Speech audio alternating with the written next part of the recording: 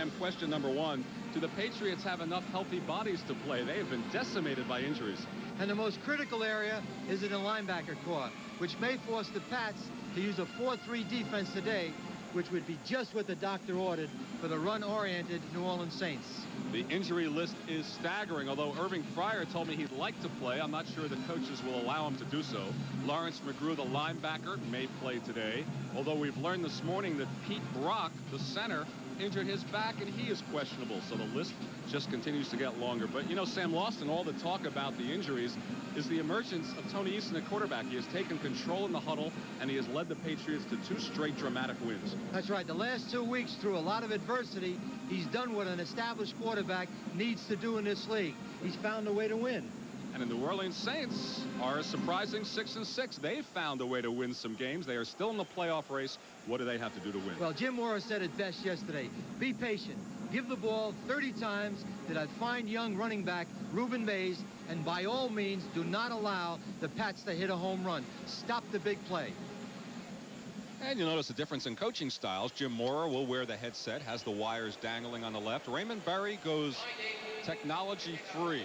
He leaves it to Steve Grogan to wear all the equipment and to signal the plays and call the plays for Tony Eason. And the big difference, Len, between both coaches is Raymond Berry has Tony Eason and Steve Grogan sitting in the bullpen. And that's why they expect to win, and the Saints hope to win. As you can see, New Orleans will kick off as the Patriots have won the toss. Morton Anderson, one of the best kickers in the business, will kick away for the Saints. And Reggie Dupard will be happy to be deep for the Patriots. He grew up in New Orleans, the #1 draft choice, out virtually the entire year with turf toe he suffered, so he'll be happy to touch it. And Dupard does so a yard deep in the end zone. And his first NFL carry on a return brings him out to the 16. So offensively for the New England Patriots, Tony Eason, who has been intercepted just 5 times this year, the second-rated quarterback in the NFL, will lead the offense. Craig James, Tony Collins. You notice the fellows we have in the white letters, those are the people out of position. Stephen Starring starts in place of Irving Fryer. Greg Beatty, despite his car accident, is the starting tight end. You'll see Trevor Maddich and Darrell Haley get starts today. And Pete Brock is in at center. There was some question about his back, but apparently he'll give it a go. First down for the Patriots from the 16. Craig James, the first carry, and gets 2. James Haynes making the stop. A look at the New Orleans Saints defensively. Their front 3. Bruce Clark with 5 sacks. Tony Elliott and Jim Wilkes. Their linebackers are good ones. Ricky Jackson, Sam Mills. The Patriots quickly on a 2nd and 8. And a whistle. So maybe someone was too quick to the line of scrimmage. What happened, Len? The Patriots tried to go with a no-huddle offense because the Saints are deploying the nickel defense on 2nd down.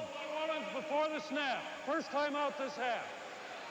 Ooh, the Saints spent a timeout because of the quick no-huddle offense of the Patriots. So score 1 for New England as the Saints forced to use a timeout. It gives us a chance to look at the rest of their defense. Defensive backs, Dave Waymer leads the squad with 7 interceptions. Johnny Poe, Antonio Gibson, Frank Watlet. In fact, the Saints team has turned in 23 interceptions. So that'll be an interesting matchup with Eason, who has not picked off that many times, against an opportunistic defense.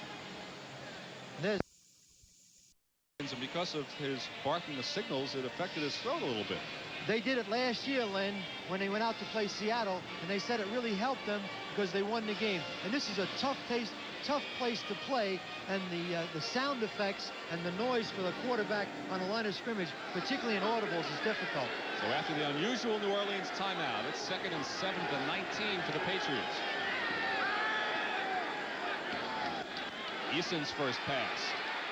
And that's what he loves to do. The short dink passes out to Tony Collins, close to the 28. Should be enough for a first down. And Antonio Gibson covering on the play. First down, New England. That's Tony Collins' 61st pass. And what you'll see Eason do, he'll probe and look for those openings short. He will not go deep and force the football.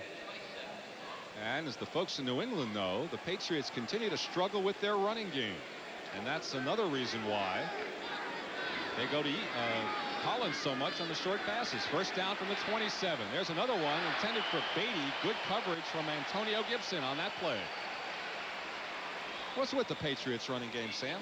Well, my feeling about it is people talk about the loss of Len Dawson and the loss of John Hanna. I think the personality of the team is involved in the person that's calling the plays. And I think Steve Grogan possibly may be more oriented to the passing game. So as a consequence, James and Collins not putting the numbers up they have in past seasons. From the shotgun, 2nd and 10 for the Patriots at their 27. The rush is on. They've got him. Sack turned in by Vaughn Johnson, his first in the NFL, former USFL player from North Carolina State. Now watch Eason. They're in the shotgun. He's dropping back. And Morris said yesterday they were going to try to cover, but they were also going to give some pressure. And Johnson comes in unblocked. And what he did, Len, was he faked the blitz. And then Tony really couldn't see anybody open. He came late and got the sack. And that's exactly what Morris said they were going to have to do, is mix it up. 3rd and 16. 3 wide receivers. It's Starring, Morgan, and Derwin Williams. Flags are thrown. Play is stopped. Somebody moved too soon. And this should cost the Patriots 5 more. False start, number 64, offense, still 3rd down. That's Trevor Maddich filling in at left guard. So you see the injuries telling a tale in subtle ways.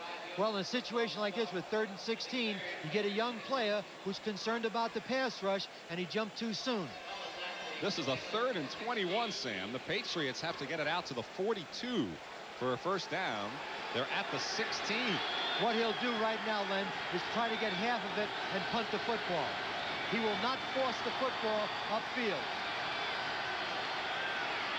Well, there's a short one to Beatty, the hero from last week, and that was a short gain and brings a good hand for the Saints defense. Gibson covering again on the play, as well as Dave Waymer. So the Superdome fans able to keep warm, although pleasant temperatures, just a bit rainy and foggy in New Orleans. And the Patriots will have to punt. Rich Camarillo is averaging 42 yards a punt. Is in. And Johnny Poe is deep for New Orleans. There's Poe. That's a change for the Saints receiving corps as well.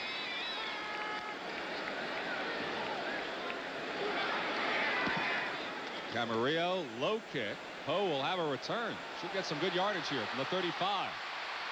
Poe out to midfield. And Poe in New England territory at the 48. The Saints start in excellent shape.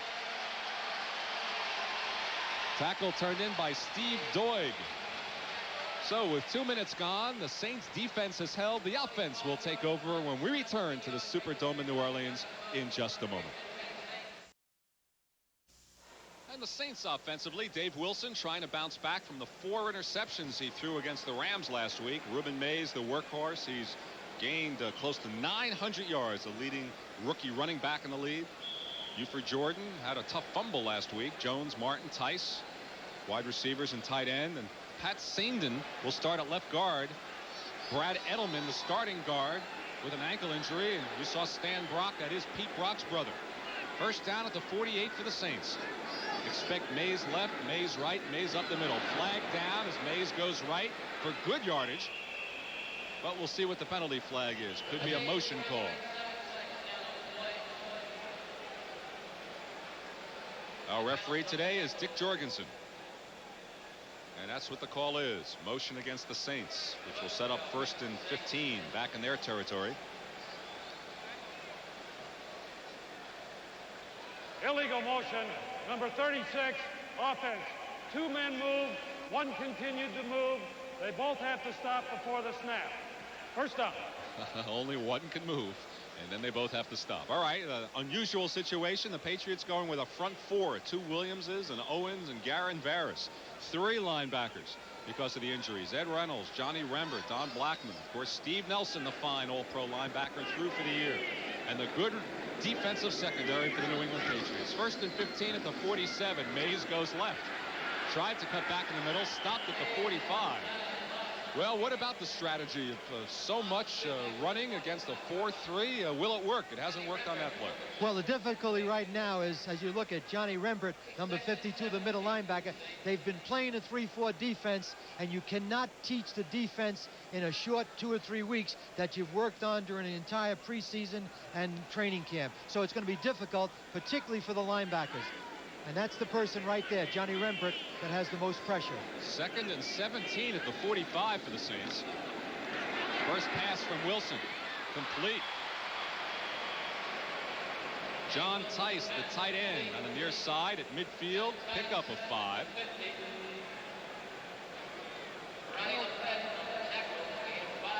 Wilson is struggling, no question about it. Bobby Hebert is the backup, broke his foot in September. But even though Hebert is healthy, Jim Morris says, Wilson's my man. It's interesting, he had Trudeau, Wilson, and Tony Eason all played at the University of Illinois. That's right. Eason succeeded this man Wilson with the Illini. 3rd and 12 at midfield. Good protection. Breaks down. Ball is loose. Wilson got it back. And that's the one area they were worried about. Bill Kontz, the offensive tackle, Bill Kontz. Watch him, number 70. Watch Veras now. Veras is being pushed to the outside, but watch how he comes back to the inside. He doesn't stop, and he hits the ball, and it's a fumble. And Wilson, I think, recovers his own fumble. He did. And the Saints are going to pick, but the Saints are going to have to help Bill Kontz. He cannot block Garen Ferris by himself. Ferris with the fine play. Brian Hansen into punt. Averages nearly 44 yards a kick. They have a good kicking game. That's Stephen Starring, number 2 kickoff returner in the AFC. He will not get a punt return, though. Good roll for the Saints. We got and a another penalty. flag is down. We got a penalty, Lenny. I think they roughed the kicker. It'll Yes, be sir. New Orleans ball. Now watch the kicker. Now watch him lay out now. Lay out. Try to get out in front, and 30 to Tupu hits him. I think there's a little acting getting involved right there. Tupu really didn't hit him that hard, but he made contact, and as a result, it's a Saints ball. Good job by Hansen. Running into the kicker, dive. number 30, defense, 5 yards, first down.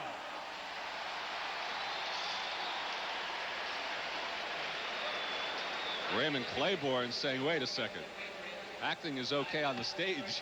They feel they were jobbed a bit there. Tupu, as you noted, didn't see heavy contact, but it was called nonetheless. Keeps the Saints with the ball at Patriots territory at the 47. Tupu, the man in the middle. A critical penalty at this point right now, because they could come out of it with a field goal or a touchdown. Look how deep Mays starts to the left. Gets the pitch back. Gets some running room inside the 45. Ed Reynolds in on the tackle for New England. They can really concentrate on Mays defensively. They know he's going to get the ball, Sam. They like to run to the right side of the offensive line. Now watch Johnny Rembert run through number 52, but he's going to miss the tackle right there, and look for Mays to run a great deal to the offensive side of the New Orleans Saints, with Stan Brock, Pete Brock's brother, at the offensive right tackle. Those are his numbers coming in, staring the 1,000-yard season. 2nd and 6 at the 43. Mays one more time. But again, Sam, they know he's coming. I mean, it's not an imaginative offense. It's Mays each time. Well, what they're going to have to do is what Jim Morris said yesterday. They just can't run the ball in every down. They're going to have a good mix, and that means don't run the football always on 1st and 10. Have a good mix with a high percentage pass also. Well, that was a 2nd and 6 play. He lost the yard, which sets up 3rd and 7 at the 44. And Garen Varus, the man who turned in the fine defensive play before, is the man down. That's one thing the Patriots just cannot do with, is another injury. The list is just growing at every turn. 3rd and 7 at the 44. That's their best pass rusher. There's another sack.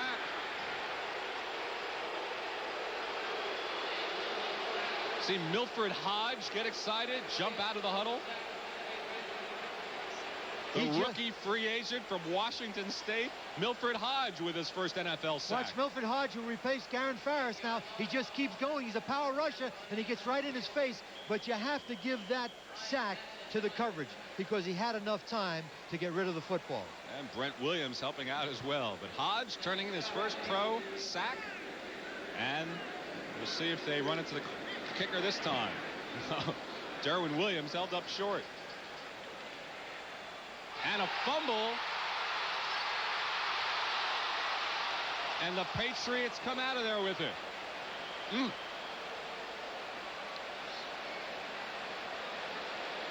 So nearly a costly play for New England. They are lucky to retain it. We'll be. And with Irving Fryer out with the injury and the car accident, Stephen Starring is forced to return a punt. And there's another example of where a fellow's playing a different position.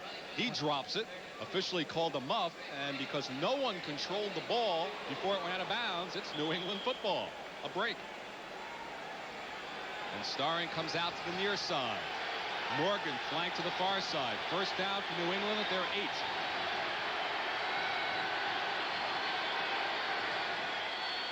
James. And good pursuit by the Saints, led by Gibson. What a game Antonio Gibson's starting out for the Saints.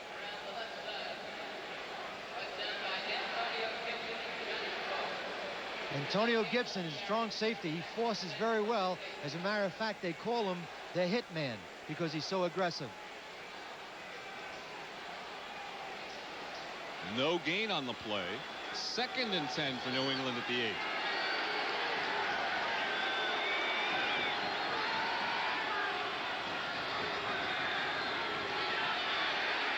Collins. And he doesn't get much. Ricky Jackson running him out of bounds. So it'll be 3rd and long for New England.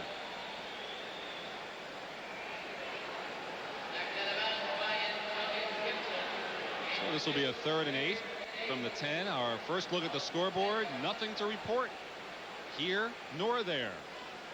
But Kansas City has scored at home against Buffalo. San Diego with the lead on winless Indianapolis. Minnesota over Tampa Bay. Here, no score. 3rd down and 8 at the 10. The noise level increases at the Superdome. The running play, Craig James. Good tackle by Gibson once again. He was the first USFL player signed by the NFL. Now you know why.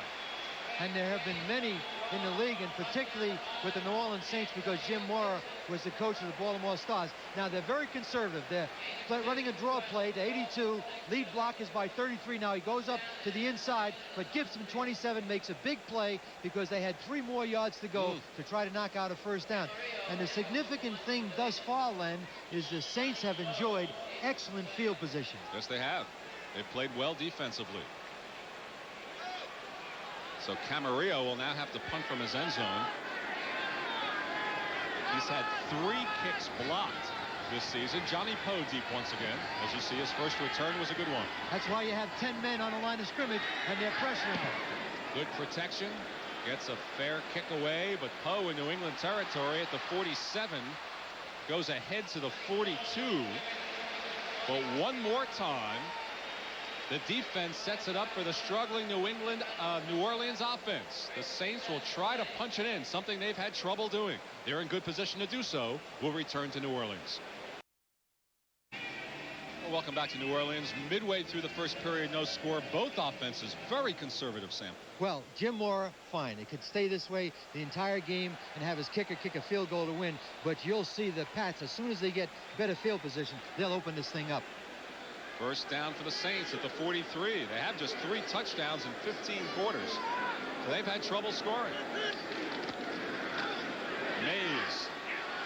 And he's brought down. And the ball pops loose, but after the whistle.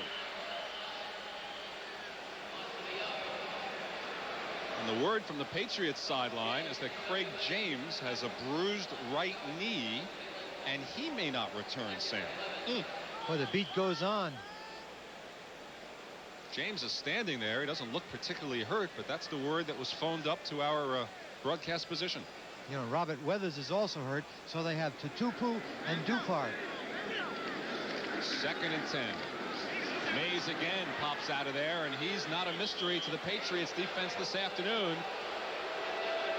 Roland James making the tackle, and the crowd beginning to get a little bit restless over the lack of imagination in the Saints offensive game plan. A reminder to our viewers, we'll be selecting the Budweiser most valuable player for today's game at the conclusion of the game, and the way this one has started out, it may very well be a defensive player.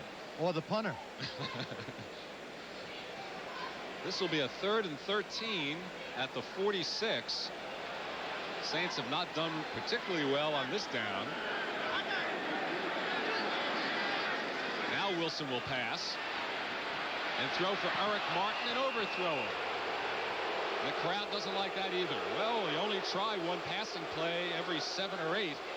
It's hard to connect those plays. We said that Bill Kahn 70 was going to need some help, and watch Veras as he goes to the inside. Now watch somebody come over there and pile right on top of him. Number 61, Joel Hillenberg. So Veras will not get a single block the rest of the day. They're going to have to protect Bill Kantz. Ryan Hansen will punt again. We'll see if Stephen Starring will hang on this time. With 8 minutes gone, each team has 1 first down. That is it. They didn't touch the kicker. The ball is left to go towards the far side. It takes a New England bounce and finally downed by New Orleans at the 4. So that brings a cheer to the Superdome crowd. So once again, the Patriots will start deep in their own territory. When we return to New Orleans, we continue scoreless. And Lynn Dawson, the big injured tight end, calling encouragement. Knee surgery. He hurt his knee here in the Superdome at the Super Bowl. Now Greg Hawthorne and Greg Beatty, 2 tight ends, are in. And Tatupu is in for Craig James from the 5. Here's Collins and gets it out to the 7. So 1 wide receiver, Tatupu and Collins at running back. And it's Hawthorne and Beatty at tight end as the chess game continues on the offense. Well, they're deploying 2 tight ends right now so they can protect themselves from a linebacker blitzing. It's very conservative formation, but don't be surprised on 2nd down if they take a shot at trying to go deep to Morgan to get themselves out of a hole. Easton may be setting a personal record here for consecutive plays without a pass. This is 2nd and 8 at the 7. Here he goes. Scott Tatupu, first down for New England at the 20, just their 2nd first down of the day. The short pass to Tatupu with Gibson and Jackson bringing him down. And Morgan cleared it out. Morgan went deep on that side, and Tatupu got lost and found the lane underneath in the zone coverage. So now Hawthorne heads out. Derwin Williams is in, so now they'll go with 2 wide receivers, Williams and Starring. First down out to the 21, and that quiets the place down a bit as the Patriots have a little bit of breathing room with 5:45 remaining in a scoreless first quarter. Another short pass. Beatty, 27-yard line. Ricky Jackson. Boy, did they really find Jackson for looking at the cheerleaders in St. Louis? That's the word. I hope they find the person that saw him looking at the cheerleaders, and I hope it wasn't Jim Mora. You know, it's a good thing they don't have those fines for our producers and directors in the truck when it comes to looking at the cheerleaders. Peter Rolfe wouldn't be able to take a paycheck home this week. Out to the 27. 2nd down and 4. Eason. Tatupu, another first down on the short pass out to the 33 with Gibson covering again. Gibson may have a record here for first quarter tackles. The youngster from Cincinnati is in on virtually every play. And another Patriots first down. But as long as Eason throws to Tatupu and to Beatty and to Hawthorne, then Mora's plan will fit. They're going to bend, but they're not going to break. Just keep the ball away from Starring and Morgan, because those are the big plays, Len. As long as the Patriots stay out of any automobiles during the course of the game, they'll do okay as well, right? I see Fryer on the sideline talking to his insurance agent right now. First down at the 32. Collins, no gain. Ricky Jackson again making the tackle. But in all seriousness, Fryer left during the game a week ago. The full story has not yet come out on that. We asked him for an interview before the game, and he declined, as he has the rest of the New England media back home. Greg Beatty, the tight end, was in an auto accident this week. One of the assistant trainers was in an auto accident. When the Automobile Club of America names its all-pro team, there will be no Patriots on it, I guarantee. 2nd and 9. Shotgun. Eason overthrowing Collins, with Brett Maxey covering the free safety. And that'll be 3rd and 9 for New England. So content with throwing passes to the running backs, not going for the wideouts yet. Well, in that case, they came with a blitz, and they tried to break the rhythm of the New England pass offense, and Tony hurried to throw, and as a result, he couldn't hit an open Tony Collins. Rogan has signaled the play. Crowd calling for defense. 3rd and 9 at the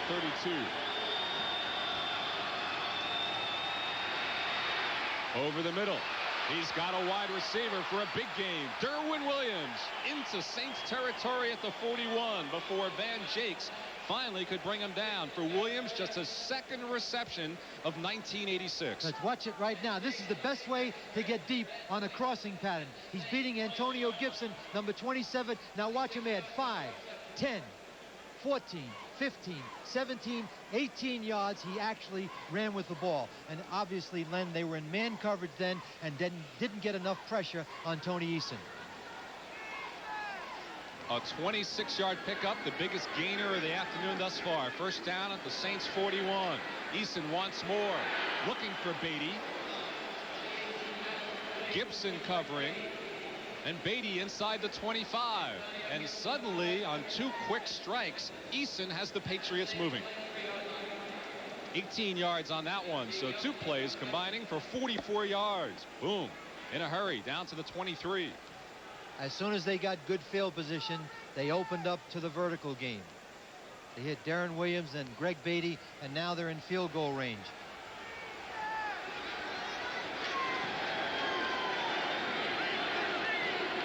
First down at the 23. And again, intercepted. Vaughn Johnson. And what a first quarter for him. His first NFL sack and first NFL interception against a guy who's only been intercepted 5 times. Now it's 6. Johnson does it. Watch, 1, 2, 3. He's focusing on Morgan. He doesn't see the linebacker, and the linebacker's in zone coverage. He jumps inside, and that's a 7-point turnaround because they could have scored a touchdown or obviously kicked the field goal. Big play by Vaughn Johnson right in the middle of the pack. But Eason just did not focus on Morgan, and he didn't see the linebacker. Johnson's not going to give that ball up either. His first NFL pickoff. First down for the Saints on the turnover at the 29. Mays. And dragged down by the shirt. Good play turned in by Brent Williams. Threw him down. And the crowd doesn't like the conservative nature once again as Dave Wilson, the quarterback, looks over to the sideline for some advice as Hobie Brenner trots on the field. And that's the game plan, Len. They're going to stay close, and they're going to be conservative. And you have to remember, last week, Dave Wilson threw 4 interceptions against the Los Angeles Rams. A minute 38 remaining in a scoreless first quarter. 2nd and 10 at the 29. Now he'll throw. And complete on the far side and out of bounds. John Tice once again, the tight end, with his 2nd reception this afternoon. And Wilson constantly looking over at the sideline for the signal. See those interceptions, trying to avoid them today. This will be 3rd and short. Ball spotted just across the 36. Call it 3rd and a long 2. And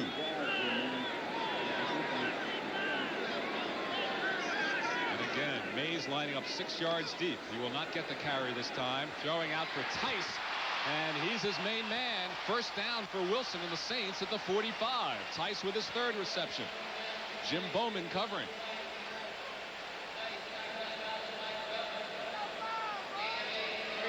Tice's brother is the tight end with Seattle, if that name sounds familiar. John and Mike Tice. First down, Saints at the 45.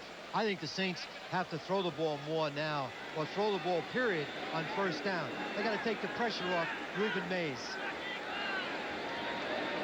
Patriots continuing with that 4-3 defense. Mays with the pitch back. Wilson going deep.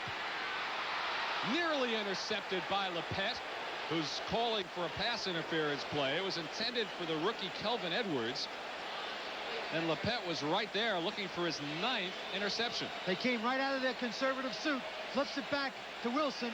He's going to go deep. Now watch Lepet run with the receiver. He's running step for step. Now watch the good athlete go up in time and knocks the ball away. He just ran for him step for step. And the thing that Lepet did, that all good corners did, Lenny, he never looked in the backfield. Didn't worry about what was going on there. He concentrated on his man coverage on the outside receiver, number 83, Kelvin Edwards. So 2nd and 10. Saints come in trailing the Rams by 2 games. The Patriots at 9-3, trailing the Jets by 1. And the Jets with a tough game against the Rams today. Pitch back to Mays. Mays across midfield. Mays, a big first down. Down to the 43. Carried Raymond Claiborne with him. Big gainer. Now watch Reuben Mays. This is what the great backs can do. You can hold him 4 or 5 times, but you can't do it all the way. Now watch him cause a miss right there. Goes back to the inside, causes another miss right there, stays on his feet, showed good acceleration, good strength, and good balance, and now he's in gear. You may stop him 8 or 9 times, but he's going to break that one on you. 17-yard pickup for the rookie.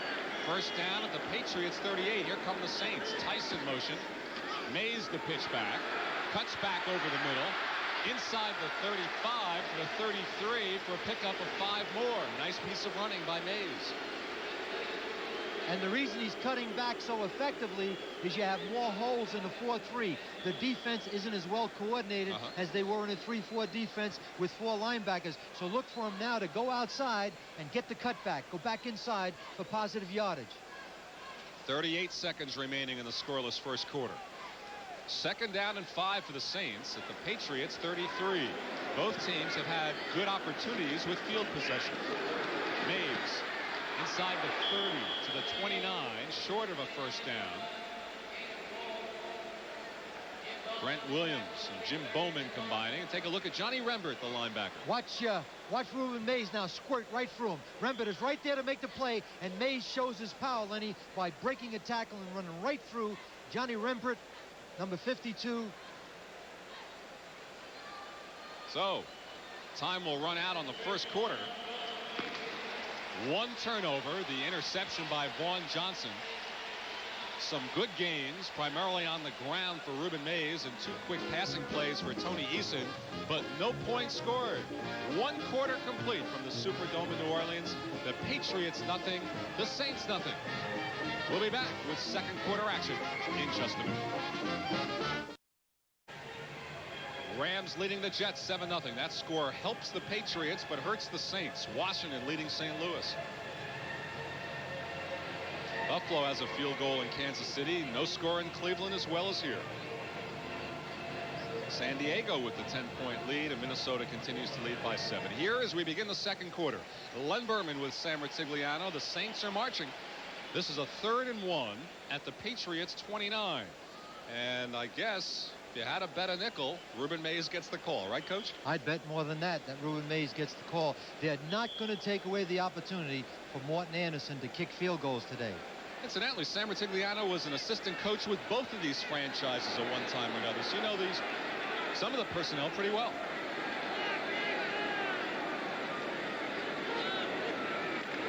Well, you won your bet, Sam. And they stop him. But he fights ahead on a second effort and may have picked up the first down. They may take a timeout and measure. Ed Reynolds, the initial stop was made, but Mays continued to drive. How did he last until the 3rd round? Well, he played in a wishbone or an option type running game at Washington State, and so a lot of people just didn't see enough of him. I'll guarantee at the end of this year, there's a lot of teams, if they had the opportunity to do it all over again, he'd be a #1 pick. That statistic, another one that tells part of the Saints' offensive story of the year. They have now gone the last 16 quarters with just 3 touchdowns. They have trouble punching it in, but here that second effort by Mays gave them the first down by the nose of the football. And it was Mays all the way, because he's run through people, he's run around people, and he's able to accelerate. He is really an outstanding young running back in this league. So the Saints with a first down, their 4th of the afternoon at the Patriots 28. We've had 1 turnover, no points. That's the story early in the second quarter. Jones in motion, firing to Brenner inside the 15. Hobie Brenner inside the 10. So the Saints in good position here. Let's see what's going on elsewhere. Let's check with Ahmad Rashad, NFL 86. All right, Lynn, in Indianapolis, Dan Fouts back after a couple of weeks on the injured list, looking for Charlie Joyner in the end zone. The ball's batted into the air. Wes Chandler says thank you very much. San Diego leads 10-0, second quarter. But here, Ahmad, no score, although Hobie Brenner just picked up 20 yards on the pass play from Dave Wilson. First and goal for the Saints at the Patriots 9. Here is where the Saints have struggled all year. The Rams stopped them on a goal line stand last week. Here goes Mays. Nope. Ball loose. Recovered by New England. Blackman has it. The teams have traded turnovers on a first and goal.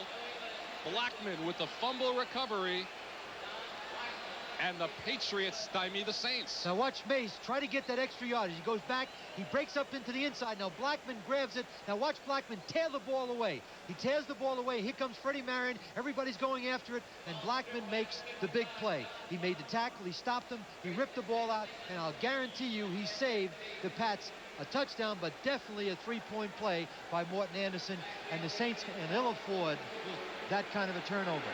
Each team with 1 turnover now. First down for the Patriots as they started their 8.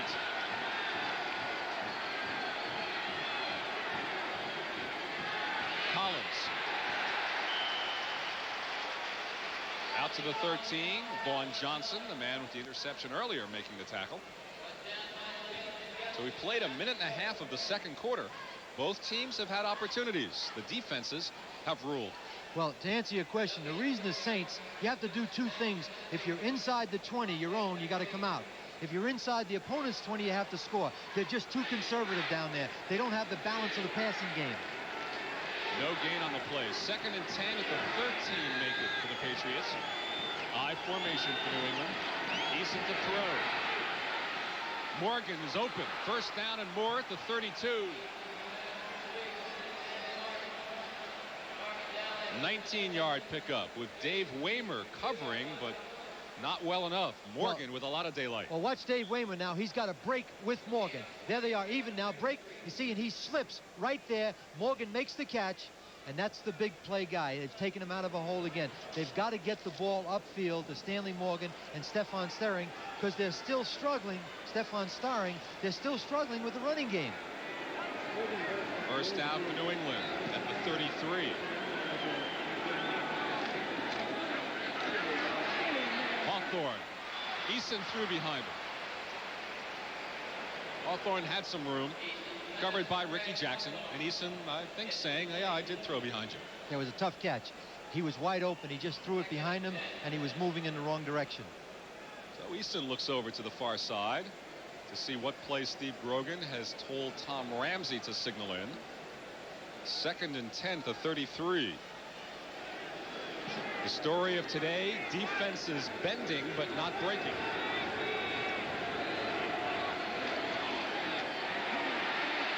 Going deep for Morgan.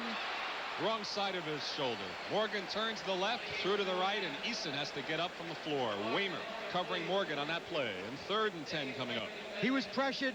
He didn't have enough time to set and throw that ball because Morgan's intentions were there right from the line of scrimmage. He was going vertically and trying to beat Waymer on a deep pass.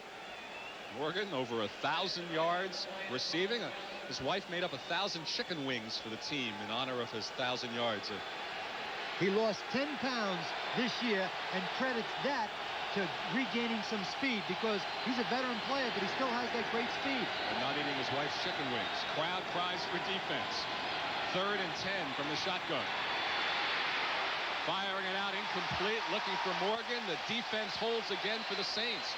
Frank Warren, the backup nose tackle, supplying the pressure that time on Eason. And Eason had an open target. Morgan was wide open. Now watch it in the shotgun. 73 is going to come into your picture. He's setting the throw right now, and there's the pressure. And you see, there's no way he can throw the deep out with that kind of pressure. So the Saints right now are covering, and they're pressuring, and they're mixing it up. Just exactly the way Jim Morris said they were going to do it yesterday when we met with him at the Saints practice. Poe deep, ready to receive Camarillo's 3rd punt of the afternoon. You may be right about the punters winning the MVP today. What a kick by Camarillo. Drives Poe, who muffs it, picks it up at the 13. Gets a good block and stumbles down at the 24. And that's where the Saints will start. So a full 11:55 remaining in the second quarter. Poe wanted Mo, didn't get it. No score from New Orleans. Back at the Superdome in New Orleans, 11:55 remain in the scoreless football game. First down for the Saints at the 25.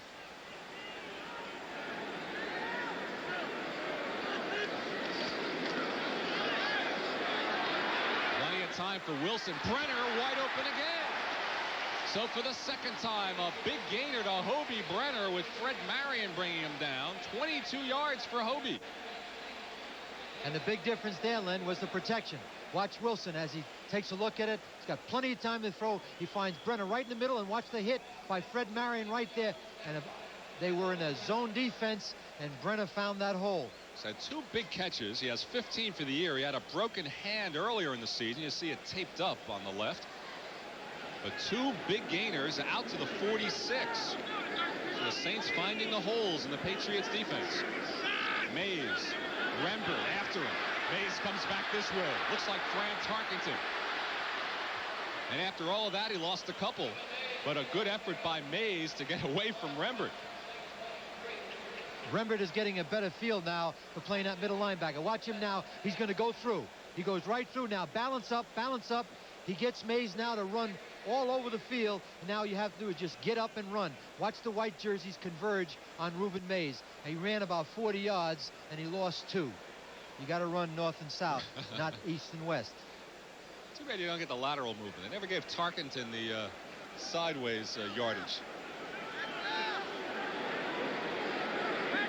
2nd and 13 to 43. Quick hitter up the middle to the 46. Maybe picked up the 3 he lost. That was Buford Jordan that time, his first carry of the afternoon. Varys making the tackle. I'll call a gain of 4, which will set up 3rd and 9 at the 47. Now do you look for Brenner here? And look inside to a person like Dalton Hilliard coming out of the backfield and maybe running for a first down.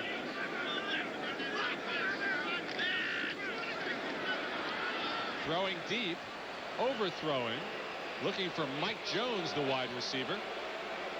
And not fair to boo Wilson here. He's been doing well, but the crowd is not on his side these days in New Orleans. He threw into double coverage. Now watch 86. Lepet, 42, is in front of him, and there's going to be a safety right behind him, and Wilson could never really see the opening as you see Roland James stalking him. He was double covered. Wilson should have came off that double coverage and gone to someone that was being single covered. So now Hansen will punt for the 3rd time, and Starring is back at his 11 for New England.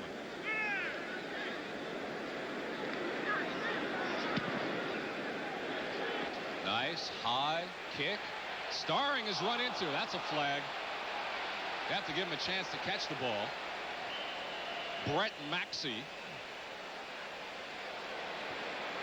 the guilty party. Brent Maxey was trying to decide whether or not he should hit him. He should have hit him anyway because he's going to get the penalty, and of course he doesn't give Starring the opportunity to catch the ball. Well, if you're going to get the penalty, you should have hit him. No, that sounds like a coach. You're in favor of violence in the with league? the opportunity to make a catch. Number 39, offense, 15 yards, first down. What would you have given Charles Martin a raise in Green Bay? Oh, no, I don't think that was right. No question about it. All right, the hearing on Martin's appeal will be tomorrow in New York. Scoreless here in New Orleans. We'll be back. And now the Rams have extended their lead to 10-0 over the Jets. Washington continues to lead St. Louis. No change on those two scores. Tampa Bay's out of the field goal. First down for New England at their 25. Play action fake. There it is. Starring overthrew him. He had some daylight there too, Sam. What they did was they took Morgan, he cleared the area out, and Starring was crossing over, and he just missed him because Stephon Starring was wide open. So Eason struggling today. The interception, missing a few open receivers. With the Jets losing 10-0, if the Pats win today and the Jets lose, they're tied for first place. They would be tied for first, and the tiebreaker edge as of today would go to New England because the Jets would have two losses in the division. Right. Just one for the Patriots. Second down at the 25. Shotgun. Collins inside handoff. Good blocking in front of him. Tries to straight arm Vaughn Johnson, but Johnson's having a career afternoon and brings him out of bounds.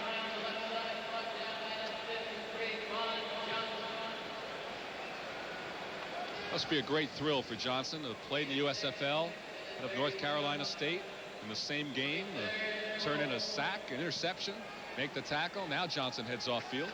And he's replaced Sam Mills, another fine USFL all-star linebacker. 3rd and 4. Big play for the Patriots here at their 31. 9:20 remaining, first half. No score. Good Collins. protection. Eason fires for Collins. And depending where he puts the ball down, it should be a first down for New England, barely. And he's got it. Collins had the yardage staked out. And Collins is the bread and butter back. He came into the game with 60 catches. And I think he's going to pass, or already has passed, Stanley Morgan, who came into the game with 61 catches. Morgan has one, and Collins has a couple, so Tony is ahead. First down for the Patriots at their 36. Inside of 9 minutes remaining in a scoreless first half. Tutupu to the outside. Chased, brought down. Nice play by Brett Maxey, making up for his earlier penalty on the punt. It's a different Patriot team than last year. They seem to run from sideline to sideline. Let's watch Collins now. He drops the ball off. Looks like a lead draw play. Now Tutupu is trying to get to the outside, but running wide is not one of his assets. He runs best right up at the defense. And the Pats now are going from sideline to sideline as opposed to going right at the Saint defense. And if you're wondering why it's Tutupu and not Craig James, the earlier report was a knee bruise to James. 2nd and 8 at the 38 for the Patriots. Tutupu again. Nothing. Loss of 2. Pat Swilling, the right outside linebacker, in with Vaughn Johnson to make the stop. And so Tutupu's not the answer here. A very conservative call, because Mosi Tutupu in this type of game is not going to get the yardage for you. Well, let's pause briefly for station identification. This is the NBC Television Network. WBZ TV4 Boston. In New Orleans, Len Berman with Sam Ratigliano. 7:35 remains first half. No score. 3rd and 10 at the 36 for the Patriots.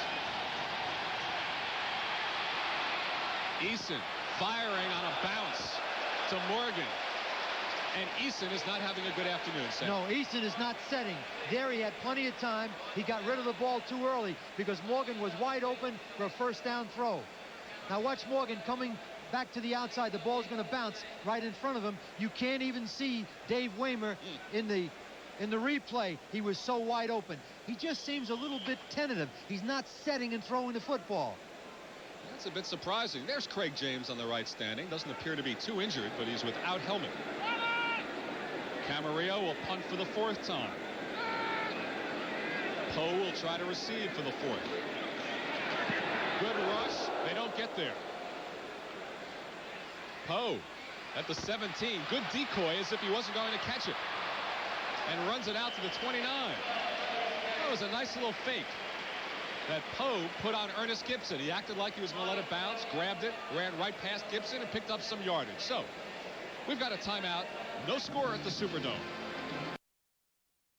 And welcome back to New Orleans, everyone. Does Tony Eason surprise you a bit? He really took charge in the last 2 dramatic victories, but this afternoon he's struggling. He looks tentative. I've watched him. He's been pressured at times, but there are times, Lenny, was not pressured, particularly on that last throw to Morgan, which was a first down throw. He's hurrying his throws, and he's not setting to throw the football. First down at the 29 for the Saints. Reuben Mays one more time for 3 or 4 right up the middle. So we have 7 minutes remaining in the first half, and still no score, no field goals attempted yet either. There's Stan Brock and Chuck Kaminsky trying to open that hole, but the Pats are in a 4-3 because of all those injuries to 3 out of the 4 of their starting linebackers. But Johnny Rempert, number 52, the middle linebacker, seems to be getting more accustomed to the new position of middle linebacker. This is a 2nd down and 6 for the Saints at the 33. Still the 4-man front for the Patriots. Wilson on the run. The screen for Mays has the blockers. First down. Big gainer for Reuben Mays across midfield. That's set up beautifully for the Saints on that play. A pickup of 18 yards for Mays. I tell you, when Reuben Mays gets in the open field, he is dangerous. Now watch him set the throw. It's like Novocaine. It takes time to take effect, the screen. He gets it out to Mays. Now, I'm not too sure those blockers are going to do a good job, but they do. He gets the base linebacker, and then watch Mays skirt to the outside and add 12 to 14 yards. And now you can see why they try to get him the ball any way they can. No, that was Steve Court, the center, out on the right side with that fine submarine block. First down in New England territory at the 49. Mays straight ahead. And 2 more yards for Reuben. Well-built runner. He's not particularly tall, as you can see, but just beautifully proportioned when you see him down close on the field. When they brought him in the offseason and they had their strength tests, he really, pound for pound, measured up as the strongest player on the team. 2nd and 7 at the 46. See how he lines up 7 yards deep. Pitch back to him. Hits the right side. Loses the football. The Patriots have it. Another fumble recovery. Brent Williams has it. So the 2nd time that Mays has fumbled today. Don Blackman with the hit, Sam. Now watch Mays pick up the ball. Now he's going to the outside. Now when you go up inside, tuck that football. Hold on to that football. You see Rempert hits him, but he dropped the football. Now watch 96 pick up the football. Brent Williams, and now he is trying to get into the act as Dave Wilson makes the tackle. And now the Patriots have the best field position they've had all day long. 1st and 10 at the 40 as Raymond Burry's team has forced 2 fumbles. One recovered by Blackman. One by Brent Williams. First down at the 40. Eason. Sacked. 2nd time they've gotten to Eason this afternoon. So while they untangle here, let's send you to Ahmad Rashad for an update at NFL 86. All right, Lenny, in Kansas City, the Bills trying to break a streak of 22 straight losses on the road. Get on the scoreboard here with this 9-yard pass from Jim Kelly to Andre Reed. Buffalo leads 10-7, 2nd quarter.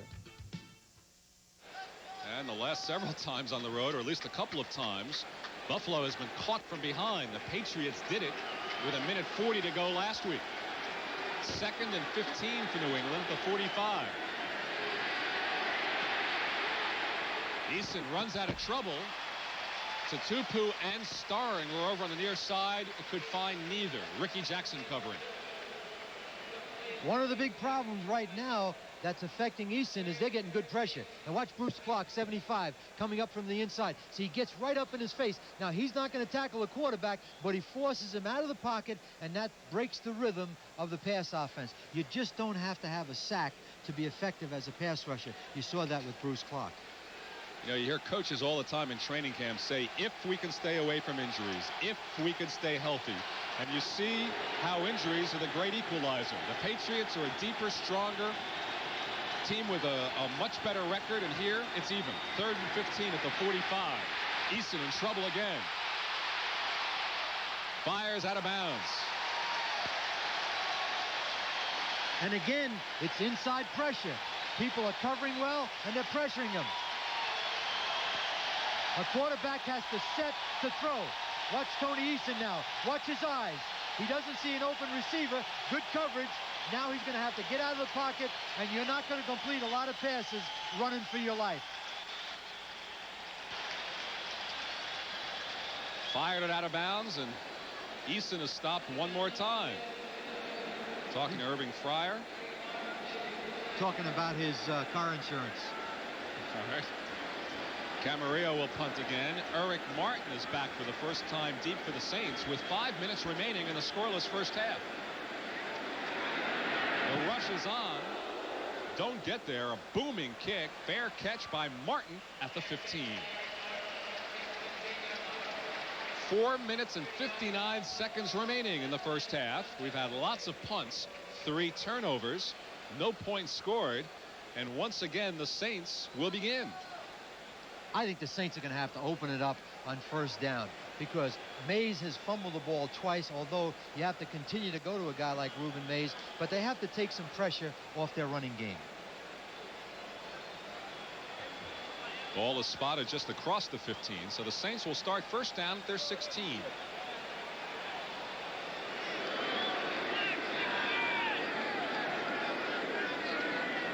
And Mays heads to the right and dragged down from behind. Dennis Owens making the tackle. And our 10-minute ticker. St. Louis has taken the lead over Washington. The change on that scoreboard. Buffalo, as Ahmad Rashad told us, the lead in Kansas City. Chiefs within 3. No score in Cleveland either. San Diego by 10 and Minnesota leading Tampa Bay. 2nd and 7 at the 18. Here it is scoreless. New England and New Orleans. Tice with the U-turn. And Tice with the hit hard. Rembert loses his helmet in the effort. He just laid back. He was in his own defense. Tice came underneath, and Rembert just really lowered the boom on him. Watch as Wilson delivers the ball. Now watch. Boom, right there. What a concussion. And his helmet comes off, and it's 3rd down and 3. Wow, well, Rembert's getting used to the position now. He's feeling more and more comfortable. Like the old days, right? A middle linebacker. It's rare in the NFL now. But going with the 4-3, he's the man. Nearly lost his hat doing it. 3rd down and 3. The 22. Wilson firing. Complete to Jones. First down to the 35. So Wilson completes it. First down. And the Saints move it. The Pats are really not pressuring Wilson that much, so I think the Saints ought to get back into throwing the football a little bit more, because the Saints defense, one of the things that they're doing that's surprising me right now, Len, is the fact they're rushing Eason, and they're taking him out of their rhythm and pass offense. Well, with the changes in the offensive line, that has to explain things. Fractured leg. Steve Moore out for the year. Darrell Haley replaces him. First down at the 35. That's Dalton Hilliard, and a late flag is thrown on the play. And usually that's a holding penalty. You've got it. Holding Saints. See, one of the reasons the Pats are not rushing very well is because the linemen are looking more to the run than they are to the pass. Holding, number 68, offense, still first down. And that's another backup player, Pat Sandin, in for the injured Brad Edelman. So you see the injuries tell the story in many ways, reflected throughout the game, with 2:40 remaining now and no score. It's November, and we're coming into December. The key factor for those people in the race right now is going to be the injury factor. So as we near the 2-minute warning, this is a 1st and 20 for Wilson. Fires to Hilliard and nearly picked up the entire 20. A hard hit on the far side. Turned in by Roland James on Dalton Hilliard. They isolated him on Johnny Rembert, number 52, the middle linebacker. Now watch Wilson right now as he focuses upfield, but he's going to throw the ball to the right because Hilliard, number 40, is on the linebacker. And the guy that saves the day, right there, is Roland James. Had he not been there, that would have been a touchdown. So that was a 1st and 20, picked up 17 of it. Big play. Well-designed play. A halfback on a middle linebacker. It's a mismatch. 2nd and 3 at the 42. Jordan. And now they're mixing up the offense effectively. 1st down for the Saints. Now Hilliard and Jordan getting the call. Is Mays out of there because of the fumbles? No, he's not out of there because of the fumbles. I think they want to take a little pressure off him. They're going to let it go to the 2 seconds. They're going to let it go to the 2 minute. Well, you saw Morris signaling, let the clock wind down. So there will not be another play before the 2-minute warning.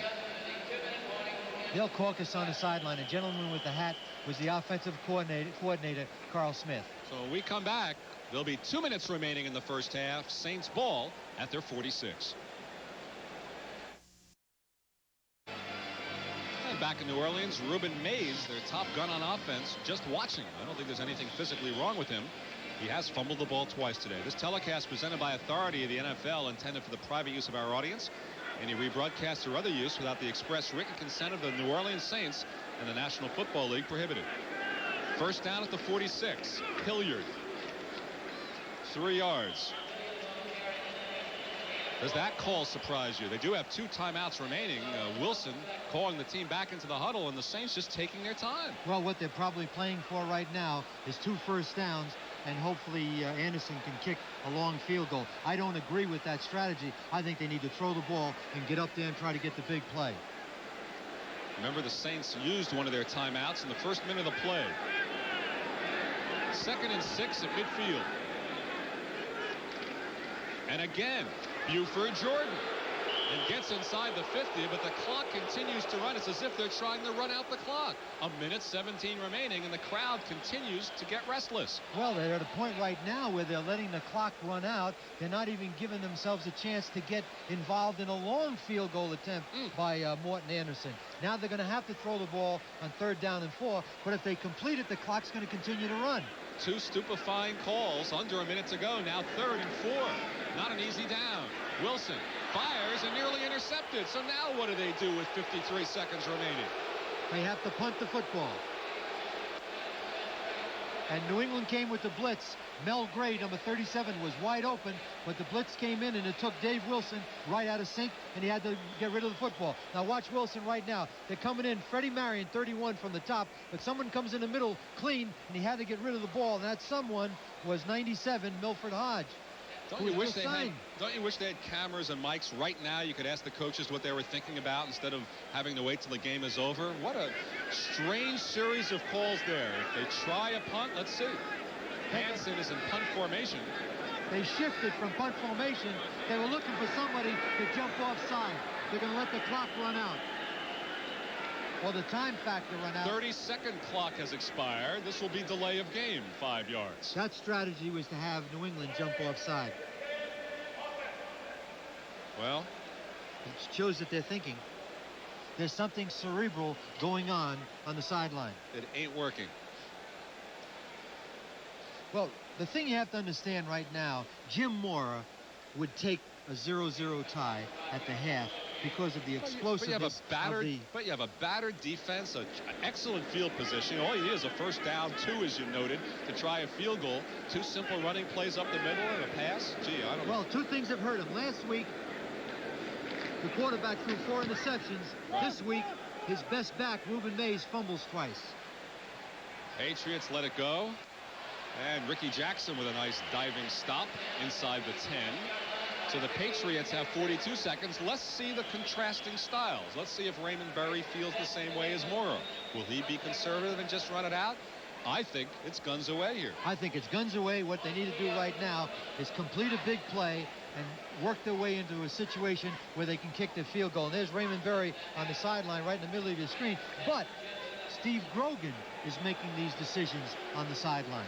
He's getting help from upstairs, the offensive coordinator, Les Steckel. Well, the gentleman with the hat on to the left of Raymond Berry is Rod Humanak, who's the offensive coordinator, and Les Steckel, the pass offensive coach, is upstairs on the phones.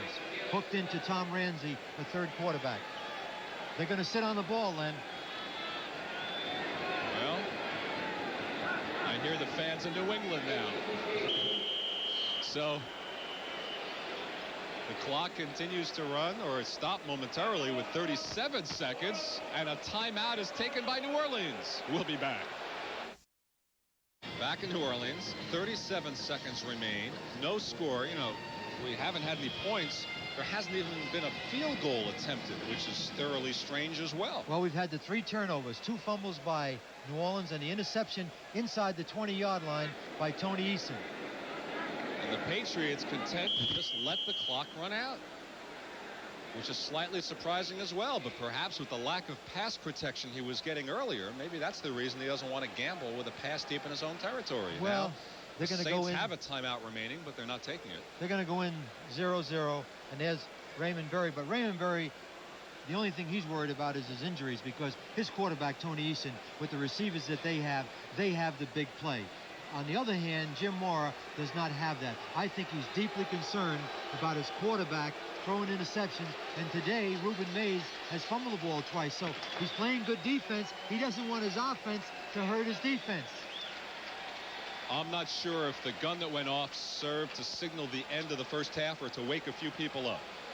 Right now, the 60,000 some odd people have fallen asleep with the Patriots total yards at 14 and Saints at 40. You usually do that on the very first drive. And credit the Saints defense for stopping the highest scoring team in the National Football League, although some of those injuries have to be factored into that. Well, I think it's a combination of 2 things. I don't think you should take anything away from the Saints, but by the same token, New England right now, they're not hitting a critical pass. They still are not able to run the ball effectively. They're not pass protecting for Tony Eason. So all the tools that Eason has are not being made available. These teams met here in the preseason. The Patriots won that game 38-34 on a touchdown reception by Greg Beatty, the man who won it last week. A lot of points then, no points today at halftime. NFL 86 halftime activities will continue in just a moment. We'll be right back after these messages from your local station. We're at halftime in New Orleans. Len Berman with Sam Ratigliano. Sam, we should point out that the yardage total we showed before, the Patriots 14 yards, that's rushing. They do have over 100 yards passing today. Well, I figured that it wasn't that inept. But right now, the Patriots, as they go into the half, are going to have to figure out a way that they can pass block for Tony Eason so he can get the ball upfield to those fine receivers. We've had 3 turnovers, no points, no field goals attempted, not many highlights, but action going on elsewhere around the National Football League. So let us send you to Bob Costas, NFL 86, to bring you up to date on our NFL 86 halftime activities. We'll be back to New Orleans in a minute.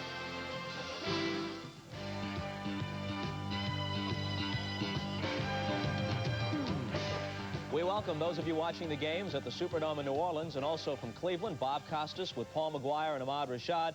No score in those 2 games. Maybe we can show you some action from elsewhere around the NFL. In Chicago, the Bears have a 3-0 lead as they approach halftime at Soldier Field. A win by the Bears will wrap it up in the NFC Central. Mike Tomczak, their #1 quarterback now, with McMahon through for the season. The Bear offense has done virtually nothing. The defense continues to do its part. Ernest Jackson of the Steelers fumbles. Otis Wilson, the Bear linebacker, recovers. It sets up a 39-yard field goal by Kevin Butler. However, Walter Payton has not had a good first half. 11 carries for just 27 yards, and at the 2-yard line of Pittsburgh, he fumbled into the end zone. The Steelers recovered. That thwarted an almost certain scoring drive for the Bears. Ahmad, you talked about the Bears on the pregame show. And I also mentioned that Mike Ditka was using this game for Mike Tomczak as a confidence builder. What they want him to do is not really get any turnovers. He's having a pretty good first half. He's thrown for over 100 yards with no interceptions, also no touchdowns. Now, Paul McGuire is going to be happy about the next score. The Rams are in front of the Jets, 10-0 at the half at the Meadowlands. Jim Everett, a 60-yard touchdown pass to Kevin House, the refugee from the Tampa Bay Buccaneers. Mike Lansford also has a long field goal set up by a Freeman McNeil fumble as the Rams took possession. McNeil has carried 16 times for 69 yards in the first half for the Jets, 15 carries for just 49 yards for the Rams' Eric Dickerson. Paul? I think the thing to keep in mind here is that I know the Jets have the defensive guys out, but in 6 quarters now, the Jets have not scored a touchdown. That's got to tell you something. All right, let's move on to this game at the Superdome. And very quickly, as you know, Ruben Mays with a couple of fumbles for the Saints. And those of you watching this game realize there is no score at halftime. Let's take a look at some of the action such as it has been from the Superdome. The Patriots returning for the first time since last January's Super Bowl. And here's Vaughn Johnson, linebacker for the Saints, intercepting this Tony Eason pass to stop a Patriot drive for Johnson, his first career interception. Ruben Mays, as I said, has fumbled twice. This one comes deep in Patriot territory. Don Blackman recovers it. So Ruben Mays, who has had an outstanding rookie season, having his troubles for once in this first half here against the Patriots. Moving along, Washington with a lead late in the second quarter at St. Louis, 14-10. Jay Schrader has thrown 2 touchdown passes. Buffalo is at Kansas City. In this game, a 10-7 lead for Buffalo, and they have just gone to the half. Marv Levy, the former Chiefs coach, returns as the head coach of the Buffalo Bills. We go to the first quarter, 3rd and 8 from the Buffalo 12. Bill Kenny will throw this touchdown pass of 12 yards to Stephon Page, and it's 7-0 Chiefs. After a Scott Norwood 47-yard field goal made it 7-3, here's Jim Kelly rolling left and throwing to Andre Reed, a 9-yard TD to give the Bills their present 10-7 lead. It could have been more, however. Deron Cherry just intercepted a Kelly pass in the end zone for Kansas City. Houston and Cleveland, Mike Rozier wheeled off early in the game with a severe sprain of his left knee. That's the bad news for Houston. No score in this one at halftime. Should the Oilers... Check that. The Oilers and Browns, no score halftime. That is it. San Diego and Indianapolis at the Hoosier Dome, and the Chargers with a 10-0 lead in this one. This is Leslie O'Neal, the fine young defensive end, first-round draft choice of the Chargers, out for the day with a strained left knee. Dan Fouts back in action for San Diego. This pass deflects off Charlie Joyner's hands and then is caught by Wes Chandler for a 30-yard TD that gave them the 10-0 lead they presently enjoy at the half at the Hoosier Dome. And Tampa Bay playing at Minnesota. The Vikings on a pair of Wade Wilson touchdown passes lead at 14-6. Donald Igwebuike has 2 field goals for Tampa Bay. One of them went 55 yards. We'll be back with more after these messages from your local stations.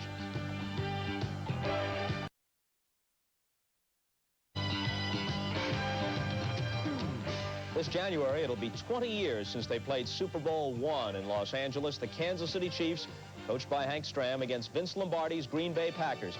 Boyd Dowler was out that day. In came the veteran Max McGee. Look at this catch, reaching back to beat Willie Mitchell. And the Hammer, Fred Williamson, appears on the scene a bit too late to stop him. Even though the Chiefs lost 35-10, the Hammer still looked good that day and thereafter. Fred Williamson and Max McGee join us now in the studio. Max, you were nearing the end of your career and, in fact, had caught just 4 passes during the year when you latched on to 7 in the Super Bowl game. Well, I was actually beyond the end of my career as far as football, but I'll tell you, I'm glad I got in that day because otherwise I wouldn't be here today. Despite the great career you had, it was that one Super Bowl game, really, that distinguishes you in the public's memory, right? Nobody ever asked anything else about the other 300 I dropped, you know, just that one I got in the Super Bowl. Well, let me ask you this. I saw you quoted some places saying you'd established a different kind of NFL record even before the Super Bowl. 11 consecutive curfews missed without being caught. Well, Horning started that rumor because he was with me, see. So, well, I was not exactly a real curfew guy, but, you know, we were in pretty good shape. You work for Vince Lombardi, you're ready to play every Sunday. How would Lombardi react to somebody like you or a Horning? He himself a disciple of discipline and you guys free spirits. You know, I think there's a misconception of Vince Lombardi. I think he would have liked to have as much fun as we did. He just didn't show that side. He had a great side to him that was, he liked to play golf for $5 Nassau, and he liked to go to Las Vegas and gamble, and I think people didn't know that, but he was actually a fun-loving guy. We've got some footage here of Lombardi greeting the troops toward the end of his Packer career at the beginning of a training camp. Let's take a look. Vince Lombardi in the late 60s. My name is Vince Lombardi. I want to welcome you to the Green Bay Packers. Last year, the Green Bay Packers won an unprecedented 3rd successive world title. The Green Bay Packers have won 5 world championships in the last 8 years. Was that a typical Lombardi address, or was that watered down for the cameras? I think that was watered down because, I tell you, he was the most inspirational coach, of course, I probably up to that time, and maybe still, but when he gave a speech, I've actually seen in big games when, you know, when he said, all right, let's get out and get them, I've seen guys run through their locker, push the door down the wrong way. You know, he had that kind of effect on people, and I think that's the reason he won 5 World Championships. Is it true that the key about Lombardi was not so much his skill as a tactician, although obviously he excelled there, but his ability to make people play beyond the potential they thought they had? I think so, and I think we called it coaching by intimidation. He did intimidate some of the people and made them play better than they really were. And I think if you look at guys like Fuzzy Thurston, Jerry Kramer, they went out and played better than maybe they were capable of, but that's the kind of coach he was. Let's turn to the Hammer here. You guys represent the AFL against a team that's already legendary, the Packers. It's the first Super Bowl. Well, nobody gives you a chance. It was really the only Super Bowl. I think that was the Super Bowl. What we play now, what we see now is an image of the Super Bowl. There was the best of the American Football League against the best of the National Football League. You don't, today it's the AFC and NFC. I think that was the only Super Bowl. And what was the feeling? You guys representing the upstart league, what was the feeling coming in? Well, you know, when you're asking me, you're talking to an individual, because I didn't think like the other guys. I thought like Fred Williamson. I had seek and destroy on my mind. You know, to me, I was the villain of the Super Bowl. Don't talk to the press. So I was the Pied Piper. They followed me around because I was the only guy talking to the press. I mean, Green Bay Packers meant nothing to me. Boyd Dowell meant nothing to me. Max McGee, who was Max McGee? I mean, I could cover Max McGee in my mind. I mean, whether or not I could or could not was totally unimportant. This is how I felt about the game. Meanwhile, the coach is saying, be quiet. You're going to make them angry, and you're going to fire them up for this game. And I said, hey, we didn't sneak into town. They know we're here. We came in a big jet. It made a lot of noise. They know we're here. So I was the villain, man. I was the Pied Piper. So everything I did was wrong and right at the same time. Did he make you guys angry? Well, I'll tell you, we had a lot of fun with it because he did, you know, Vince jumped on that immediately because Freddie came out as the Hammer, and I'm going to bust up all these helmets. And, you know, those helmets pretty hard to break, but I think it added something to that game, really, and Vince took a big hold on that. Who was it who hit you and put you out of the game? No, that's wrong. It's another person. That didn't happen to me. Well, let's watch. Yeah, let's watch. It was, Go ahead and talk. It was Donnie Anderson making a sweep. See me come up. You'll see me come up, get past the guard, right, make a tackle. My knee, his knee hit me on the top of the head. That was Anderson. Now I'm embarrassed. I'm down. You know who got hurt? I saw this later. They went crazy. The Green Bay Packers jumping up and down. I said, they got the hammer. They got the hammer. So I was embarrassed. I was down, and I was embarrassed, and I didn't want to get up. And they said, get up. And I said, I'm not. If you want me, I'm not going to stagger off this field. I'm not going to wobble off this field. If you want me off the field, carry me. And they carried me, and they dumped me on the sidelines. And I jumped up and waved at my fans and let them know I was all right. It was only 14-10 Packers at the half, as I recall, although they went on to win 35-10. And a few years later, the Jets and then the Chiefs in Super Bowl IV beat the NFL representatives. Right. How close were you guys at the very beginning? Was it closer than those scores indicated? Yeah, we were in the game all the way. I think that, you know, the coaches always talk about we're not going to put anything new. We're not going to change our game plan because we have this big game. We're going to do everything that brought us here. We're not going to change our play. We had more plays. We had more new plays than we had old plays. I mean, not to say anything against Stram's coaching, but, you know, they were playing Otis Taylor 12 yards deep. And I said, well, you know, you take 10 passes, 10 yards deep, you got 100 yards, you score a touchdown. They kept trying to go long on Herb. When Herb was playing 12 yards deep. And I said, why? Why are you throwing these short passes, these long passes? And he said, sit down. So McGee could become a hero. 15 seconds here, 2 quick questions. Did you feel you were much superior to the Chiefs and then the Raiders in those 2 Super Bowl games? No, I don't think we thought those 2 teams were very good. We thought the rest of the league was not up to par, but the 2 best teams that we played were very good teams. They had a lot of all-pro players there, but with Vince Lombardi, we had the best of it. And your latest project on the silver screen. I know television is too small to contain your compelling personality. It's the big screen that's required. Thank you for saying that, because if I said that, they would take offense to that. My next film is The Messenger is coming out. I'm eliminating dope pushers on the street vigilante style, and then I'm off now to Rome to do one called Black Cobra. And a King Cobra jacket adorning the body of the Hammer. Understated and modest as always. NFL 86 halftime activities will continue. Welcome back to New Orleans, everyone. Not too much new in New Orleans. Len Berman with Sam Rutigliano still looking for our first points of the day. And if you're wondering how we got to a scoreless halftime, well, just breeze down the right side for the Patriots today. Punt, punt, interception, punt, punt, punt. And then they ran out the clock. You see their next to last one on the left, on the bottom. They started in New Orleans territory. Still couldn't move. And for the Saints today, similar story, except punt, punt, fumble, punt, fumble, punt.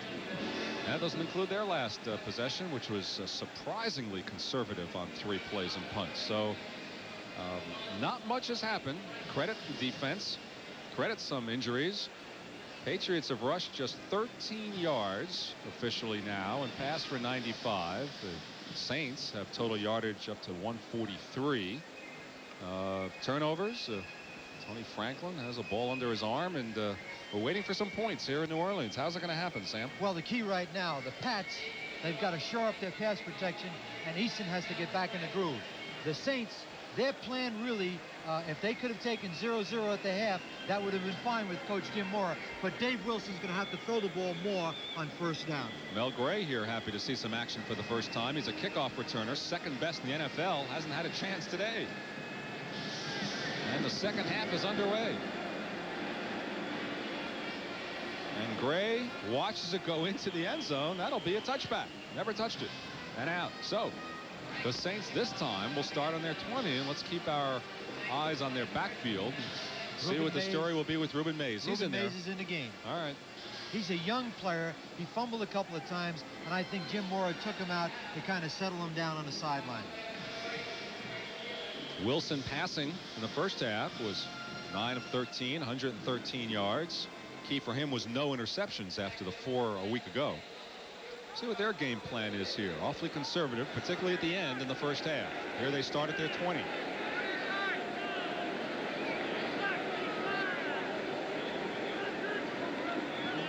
And throwing on first down.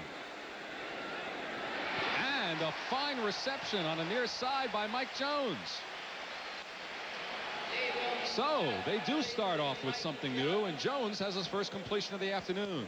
Outstanding reception because Roland James has good coverage. Play action, looks to his left. Now he rears and throws the ball. Watch Jones go up for the ball. James goes up at the same time. Right arm comes over the top, knocks the ball down. Usually he'll knock it out of the receiver. Big play by Mike Jones. They picked him up from Minnesota in a trade. 18-yard pickup. Ruben Mays busts into the open. There he goes. Mays is caught by Raymond Claiborne at the 11. And that gets the stats up in one play.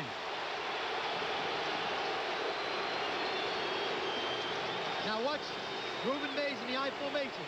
He finds the hole. There he dots. Now he's in the open. Now watch him break away. But this is the one thing that Raymond Claiborne can do. He can run him down right now because if the Pats hold, Raymond Claiborne, by going to the football, can save them 4 points. Marked at the 12.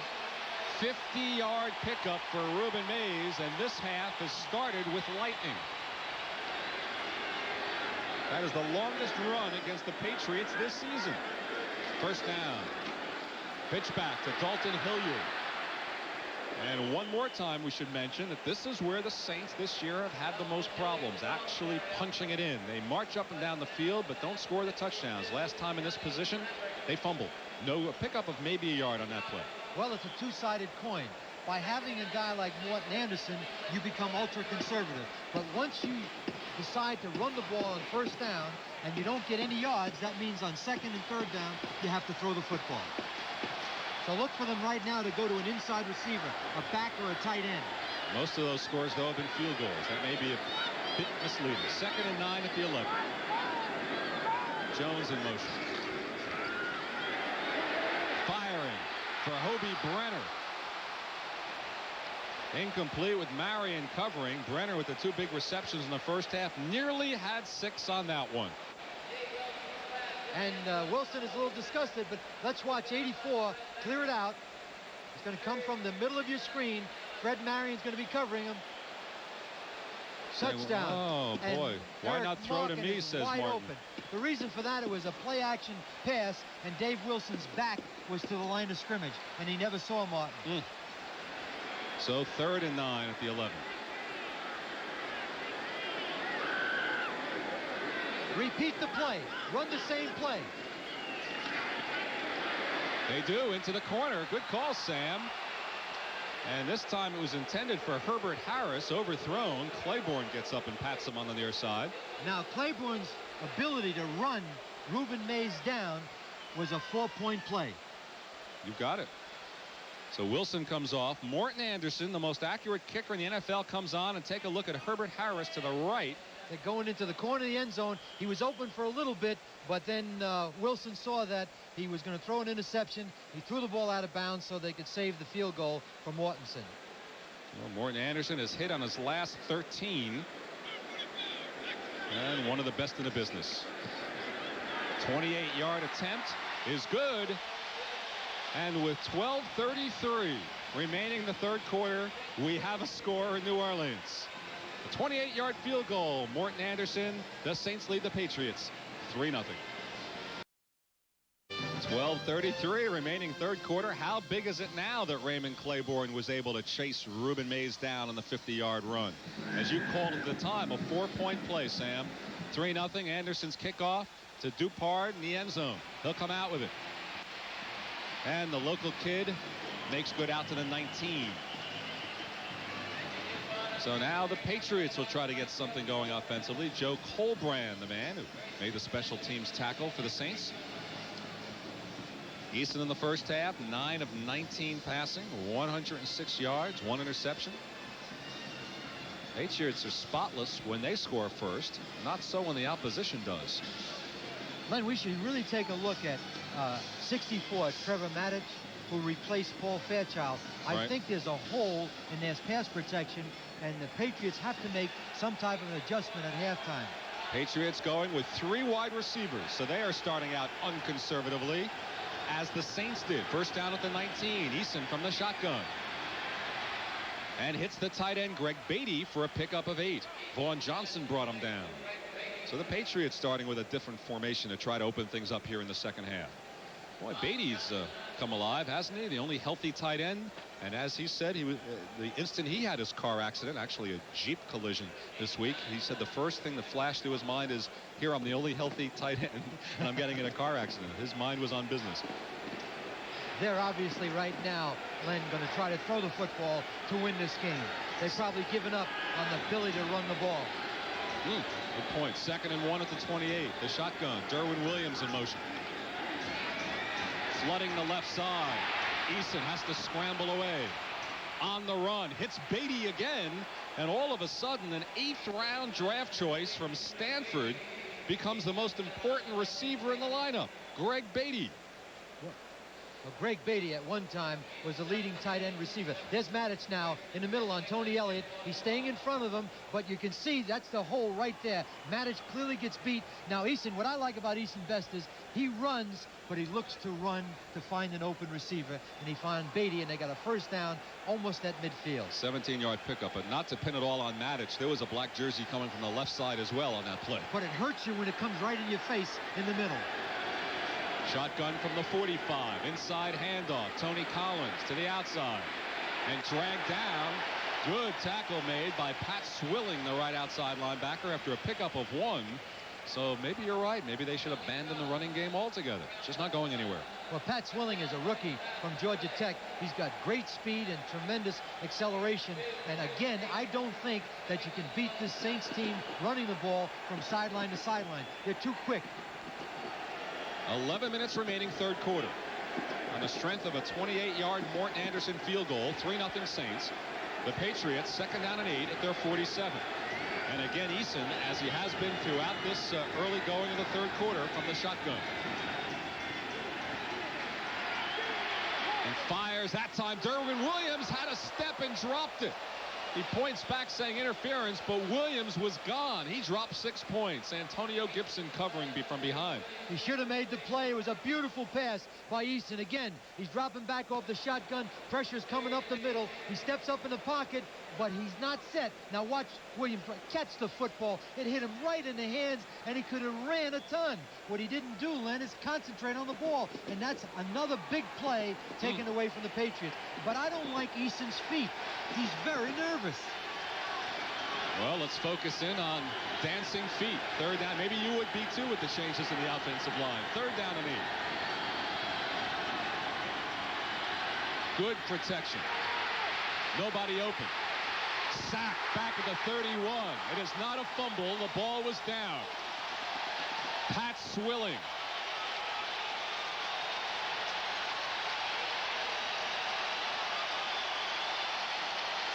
Now watch Eason. He's focusing upfield. He's got plenty of time to hit an open receiver, but now they choose to cover. And here comes the pressure, and now he's running around like Times Square on New Year's Eve. Now tuck the ball. Swilling 56 makes the sack. Punt the football because you're only down 3-0. Third time Eason's been sacked today, and Camarillo on to punt. Eric Martin down deep.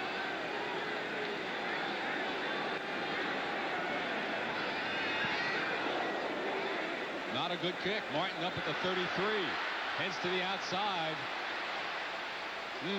Not a good choice. Should have had a better return than that because he did have some daylight. Didn't take advantage. Guy Morris, the man who snapped the ball, went down and made the tackle. Saints ball. They've got a 3-0 lead in New Orleans. Back in New Orleans, 10 minutes and 9 seconds remaining, third quarter, 3-0 Saints. Craig James will not return for the Patriots with a bruised knee, but it's a different knee from the one that gave him trouble earlier in the season.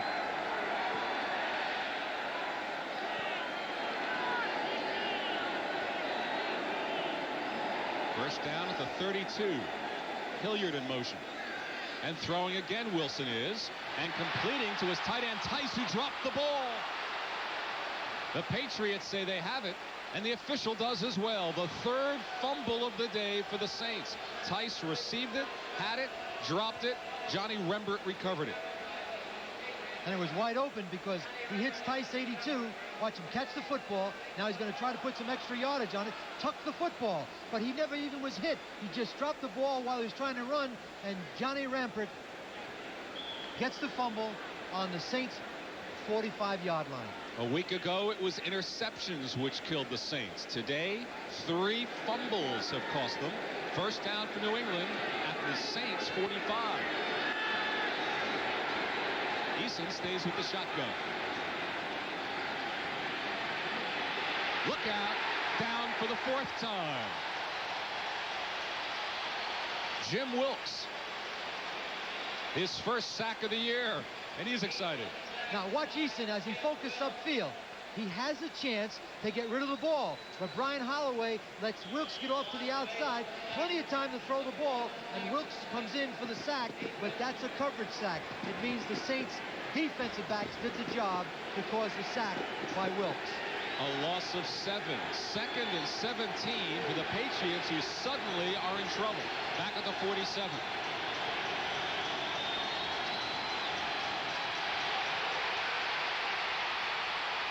On the run, complete to Beatty once again. First down for Beatty. And where would they be without him? Brett Maxey with an important tackle. The guy that made that play was Tony Eason. He had tremendous awareness and visual ability to see an open receiver because he was virtually running for his life. Needed 17. He got 22. An important gainer right there. Trailing by 3 points and facing a 2nd down and 17. So they're at the Saints' 31. First down now for New England inside of 9 minutes remaining third quarter.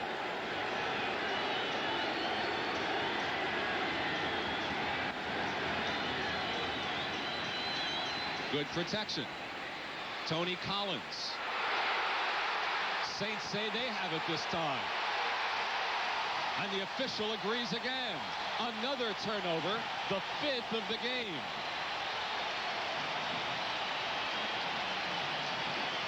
Now watch Tony Eason at the end of the play.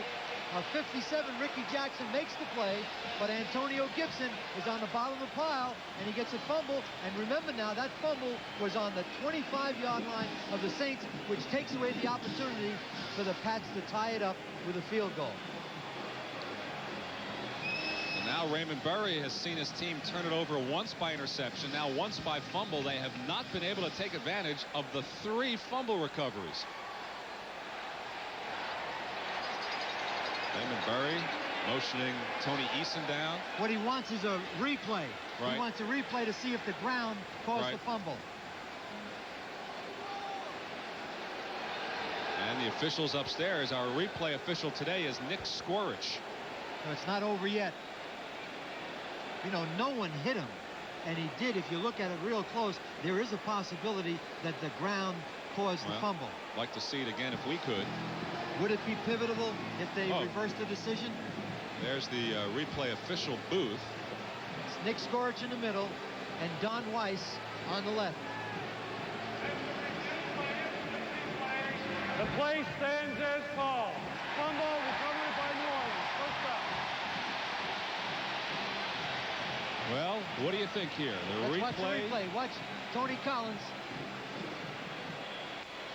Well, I tell you what, it's hard to tell. And Jackson, you really couldn't see it, but Jackson did have his hands on his back. Mays, it has to be conclusive to be overturned, and from that angle, you couldn't tell anything.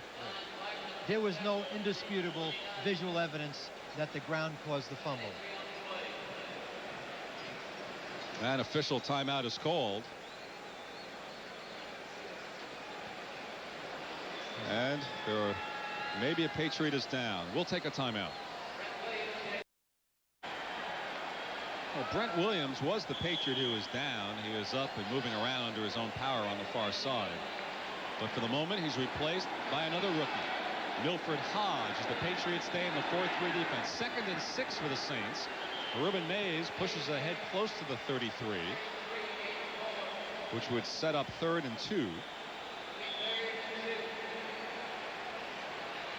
Patriots are really struggling, Len. If the Saints could get a drive going, get a couple of points on the board, they could have put them in a deep hole because they're not moving the ball effectively. A lot of their big plays have come because Tony Eason has created them, not because he's had good pass protection. Brent Williams back in for the Patriots. It is 3rd down and 2 at the 33 for New Orleans. And Mays, big hole out to the 40. Well, at the moment, the Patriots look like a team in danger of having its 6-game winning streak broken.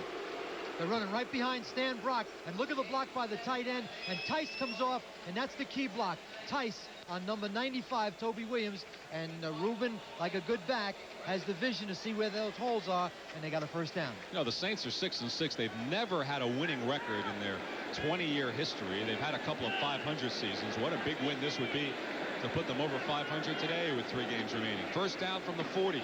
Mays goes for a couple of yards. Gang tackle there. Dennis Owens in on the stop, along with Garen Veras. Let's pause for station identification. This is the NBC Television Network. WBZ TV4 Boston. In New Orleans, Len Berman with Sam Ratigliano. 6:42 remaining 3rd quarter. 3-0 Saints. New Orleans has a 2nd and 7 at the 43.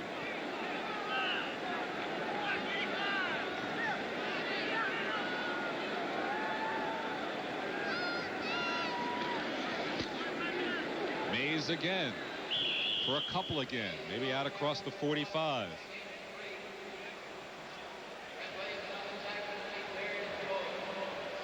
And Brent Williams in on the tackle again. And look at that score in Chicago. Steelers and Bears 3-3. Bears a different club without McMahon quarterbacking. Rams continue to lead the Jets 10-0. Points are scarce today in the NFL. Washington does lead St. Louis by 7. Buffalo by 10 over Kansas City, and Houston 3-0 in Cleveland. Bit of a surprise there. 3rd and 4 at the 46. Wilson pumping, throwing. His man was down. He was looking for Hobie Brenner. No flag has been thrown. See Blackman and Marion in the area. Freddie Marion had it right in his hands. As we look at the ticker, San Diego with Dan Fouts back up 10-3 in Minnesota. The hapless Tampa Bay Buccaneers 21-6. And the most consistent thing we've seen thus far in this game, Len, the punter. Well, Hansen again, as is Starring.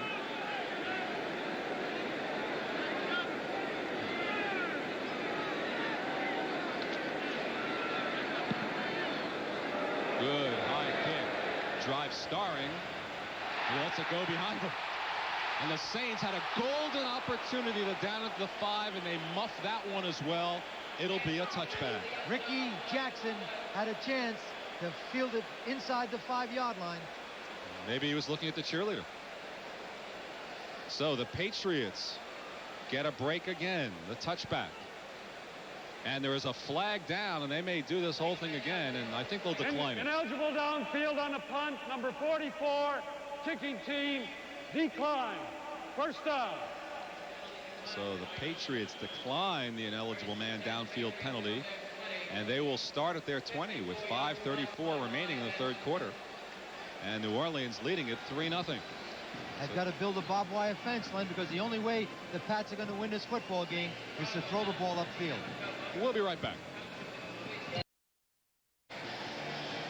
And with 5:34 remaining in the third quarter, the Patriots desperately looking for some offense. 3 wide receivers deployed. Tony Eason remains in the shotgun.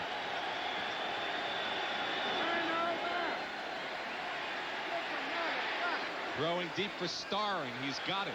First down out at the 37. Dave Waymer covering. 17-yard pickup. It's a real chess game going on now with the Saints defense. Sometimes they're in coverage as they were on that play, and sometimes they're blitzing him. So they're trying to match up and take the rhythm out of the pass offense, and that comes from making the quarterback indecisive. And it's working thus far.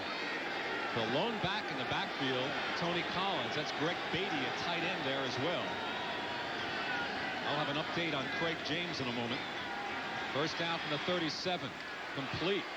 This time it's Cedric Jones out near the 43. Pickup of 6 with Brett Maxey covering. There's Bruce Clark in on the play as well. The correct story on Craig James, the Patriots sideline has now reversed their field.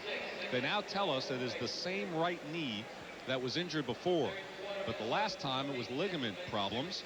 This time the right knee problem is merely a bruise. They say same knee, different injury. He's in the locker room, will not return. Craig James, 2nd and 4.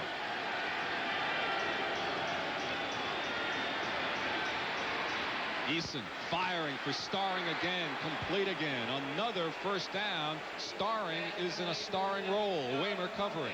The difference, pass protection. He's had a chance to set and see. Watch him set, look upfield. Got all day long, and he finds Starring right in front of Dave Waymer, 44, who makes the play. 14-yard pickup for Starring. It's hard to throw the ball as a quarterback from horizontal parade rest. You've got to have time. First down at the 43. Little over 4 minutes remaining, third quarter. Firing, completing it inside the 30 to Stanley Morgan.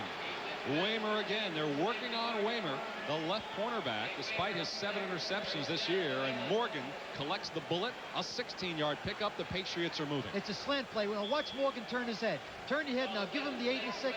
Hits the target. A little bit behind him, but he makes the play. But what he did, that was the same play that the linebacker intercepted.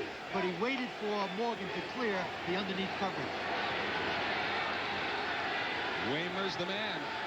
First down at the 27. He's been sloughing off the line of scrimmage. Eason firing on the run, overthrowing Morgan, and Waymer took off Morgan's shoe on the play. That's how close he was. Swilling supplying the pressure. It's interesting, from the beginning of this drive, they've been in a shotgun with 3 wide receivers and 2 backs standing up in the backfield, and their intentions were, we're going to run a draw player screen, but we're throwing the football. Patriots do pass for a lot of yards. They do score a lot of points, but they've been shut out so far with 3:30 remaining, third quarter. 2nd and 10 at the Saints 27. Eason changing the play. Crowd noise erupts. The blitz was on.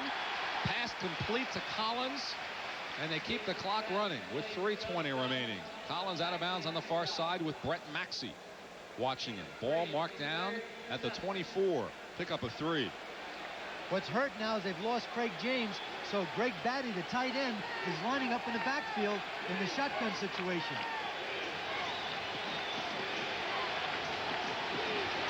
It's important right now, Len, that he makes the safe throw. The worst thing that can happen is for Franklin to tie the game.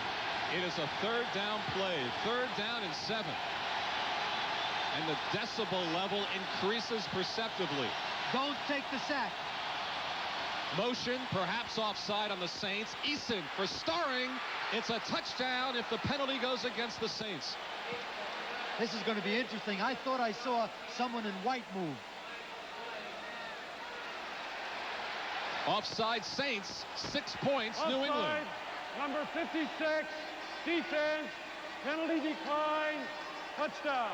The guy you have to give credit is Tony Eason, because I think the Saints, when they saw the flags go up, they relaxed. But he stayed right on Stephon Starring, who caught 2 big plays in this game. Now watch, someone's offside, but Eason's going to take the free one. He sets and he throws, got a one-on-one.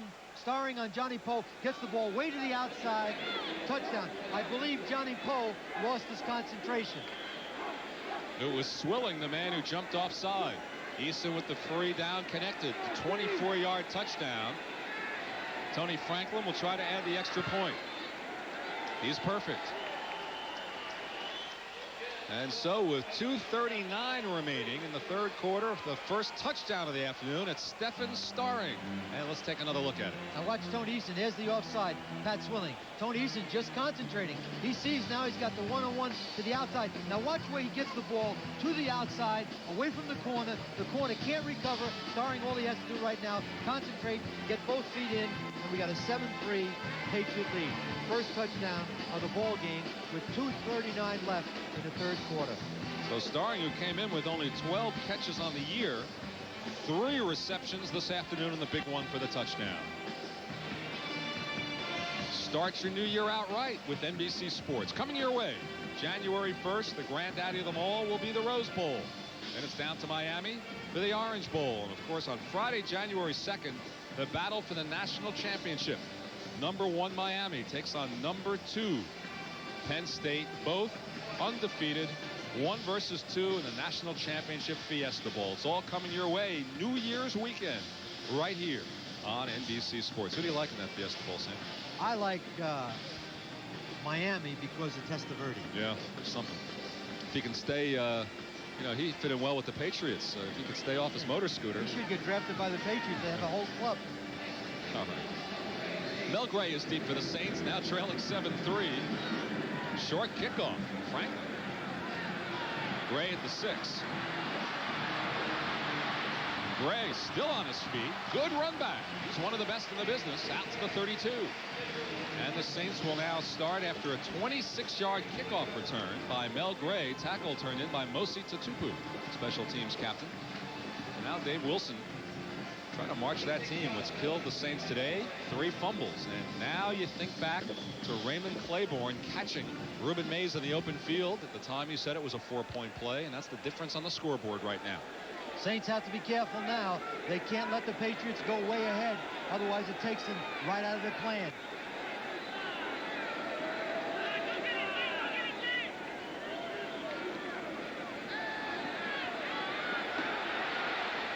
Wilson overthrew Brenner and underthrew Buford Jordan. And you can hear what the crowd thought of that one. He's talking to Hobie Brenner, saying he should have headed that way. There's a miscommunication, and you can see Dave Wilson as he talked to Hobie Brenner. I also think back to late in the first half, Sam, when the Saints were so conservative at midfield, didn't even want to try to risk moving into field goal range. You know, and those 3 points right now are big because it'll be 7-6. And when you're down by 4, you have to score a touchdown. That would have put him within a point. All right. Tyson motion, 2nd and 10. Firing to Mays. Turns the corner. Out of bounds, but short of a first down. So 3rd down when we come back. But first, let's send you to Ahmad Rashad at NFL 86. All right, Lenny, in Chicago, strange things are happening. Here, Steelers' Gary Anderson attempting a 30-yard field goal. It's a bad snap, but it's picked up by the holder, Harry Newsome, who hits Preston Gothard for a 12-yard touchdown. Pittsburgh leads 10-3. Oh, that was a set play, Ahmad. That's the way you used to do things in Minnesota. Here it's 3rd and 3 at the 39. 2:16 left third quarter. They need to knock this first down. They got to keep the ball. They can't give it back to the Patriots.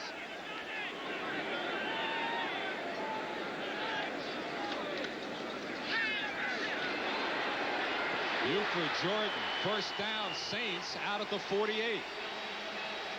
See if Jordan gets up quickly. Roland James covering. So the story this year, you know, Ahmad tells us about that Chicago score. I mean, injuries. That is the #1 headline in '86. Injuries affecting the Bears as they are the Patriots. The difference is at key positions. If you remember, when Jim McMahon was hurt, he came back against Cincinnati, and the Bears beat Cincinnati 44-7 early in the year. First down for the Saints at the 48. Important possession for them here. And another completion to the tight end, Tice. Just shoved out of bounds towards the bench by Roland James. And one of the chain crew was bowled over on the near side by Tice. And he's good. Well, these guys are underpaid, aren't they, Sam? They're taking the safe passes. Dave Wilson is working on the high percentage short game. Now there's Roland James. He makes a hit right there, but the coach gets out of the way. But this gentleman right here just doesn't have the quick feet. Has quick shoulders, but no quick feet. 2nd and 3 at the Patriots 45. Mays the lone setback. He gets the call. Heads outside. First down.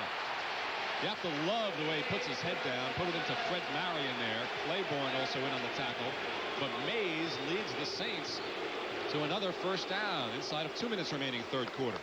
And the difference, Len, from the first half is that they're mixing up some passes with runs. And Mays has just gone over 100 yards, 104 on the day, which gives him unofficially 985, 15 yards shy of 1,000 his rookie season. Not bad.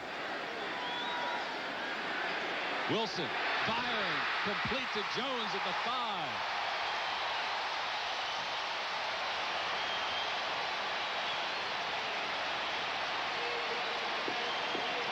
.32-yard pickup to Mike Jones. What a drive here that Dave Wilson is piecing together. Well, he's mixing the pass with the run, and the replay, it's Freddie Marion's play. He's throwing right into center. Watch 31 right at the top of your screen. He's got to make that play. And there's Claiborne 26 and Freddie Marion closing in on Mike Jones. Got a first down on the 6-yard line. I think they should throw on first down. Let's see if they can push it in. Mike Jones comes out. First and goal at the 6. Mays the pitch back. No, sir. Down at the 5. They couldn't do it in a goal line push against the Rams. Counting today, Sam, in the last 18 quarters, they've scored just 3 touchdowns. They just are unable to complete the drive. Well, you have to have audacity. Audacity means the surprise. Now, the New England Patriots have their computer, know what they're going to do inside the 20. Now, on second down, there's no surprise. They're probably going to have to throw the ball again. Let Mays throw one. No, no, Wouldn't they be a have bad that play. idea. Let him roll out and throw the ball. Second and goal at the 5. Here he comes. Turns it. Touchdown, Saints. Look at all the white jerseys on the ground.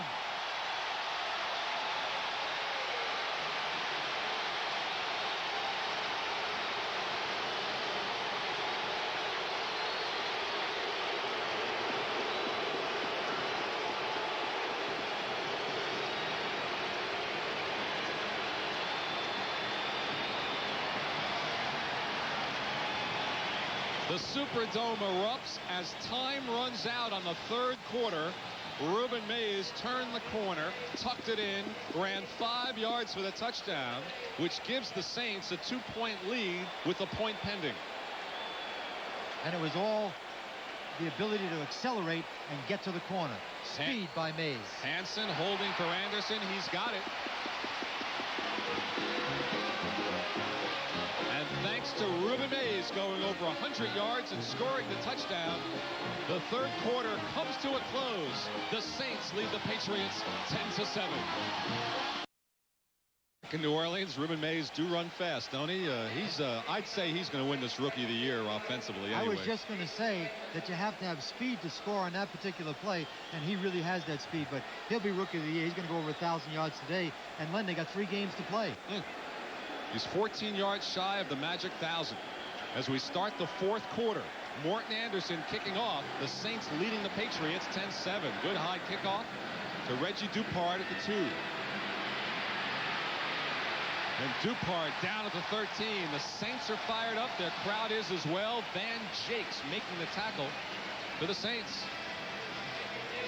Now we'll watch the speed in slow motion. You have to have the speed to get to the outside and block the contained man, 42. If Ron Lepet is on the ground, the play is going to score for a touchdown. And there's Ron Lepet, 42, on the ground, and he goes right in for the touchdown. As long as you get that guy on the ground. Now watch the blocking. Key block is the tight end, 85. Watch him on the linebacker, stays on his feet. He knocks him back off the line of scrimmage, and now Reuben Mays jumps over Lepet into the end zone for a touchdown. That was some drive engineered by Dave Wilson. Give him some credit. First down at the 13 for the Patriots. 3 wide receivers in. Tony Collins out to the 20. Pickup of 7. Johnny Poe and Brett Maxey covering. Easton's going to throw on virtually every down without a running game now. I remember the drive started on Tony Collins' fumble. The big play was the down the middle pass to Mike Jones. 8 plays, 68 yards. In 2 minutes and 39 seconds, capped off by Reuben Mays. The Patriots now at their 20. 2nd and 3. They got to throw the ball to win. That means protect the quarterback. The inside handoff. Down goes Collins at the 21. Pickup of 1. 3rd and 2. They're wasting their time trying to run the football. What they have to do is get the ball upfield. Right now, they got to abandon the running game. They've got nothing out of it. They're wasted plays. Crucial game for both teams. The Saints alive in the NFC West, trailing the Rams by 2. The Rams, the last check, were leading the Jets. The Patriots trail the Jets by 1 game in the AFC East. 3rd and 2 at the 21. Eason throwing, overthrowing Beatty. The Patriots will have to punt. Long drive, touchdown, go ahead, 1, 2, 3, get the ball back. The excitement of Bobby Johnson, the strong safety. Watch Beatty now as he lays down in the zone, right in front of Ricky Jackson. He's got a first down throw. That's a first down catch, but Tony Eason is off the mark. Johnson supplied the hit, a bit on the late side, pointed his number 1 finger in the air, and Camarillo's on to punt. The Saints have taken control here with 13:32 remaining in the 4th quarter. Eric Martin deep for New Orleans. It was a scoreless first half, a wild 3rd quarter. Boy, what a weapon Camarillo is. Woo, drives them all, and he muffs it, picks it up at the 26. And Martin loses the football. Right to another New Orleans Saint at the 40. That was a wonderful return if it was planned. Got 10 extra yards by dribbling the ball upfield. And the ball dribbled right upfield into the hands of Dave Waymer. Now he's bobbling the ball. Now what he wants to do is protect the ball. If you're going to go to the outside, get the ball out to your left. Now, he's off balance. Somebody reaches in and knocks the ball loose. And now watch the way that bounces up into the arms of the New Orleans Saints. And they dodge a big, big bullet on that return. 10-yard pickup. We'll be right back. Len Berman with Sam Ratigliano in New Orleans. 13 minutes and 16 seconds remain 4th quarter. First down at the 39 for the Saints. They lead 10-7. Mays and spins away. A lot of missed tackles on the part of the Patriots. You know, without people like Lawrence McGrew and people like Andre Tippett and Steve Nelson, they're missing a lot of tackles. And their defense stays on their feet, and they don't miss tackles in previous games.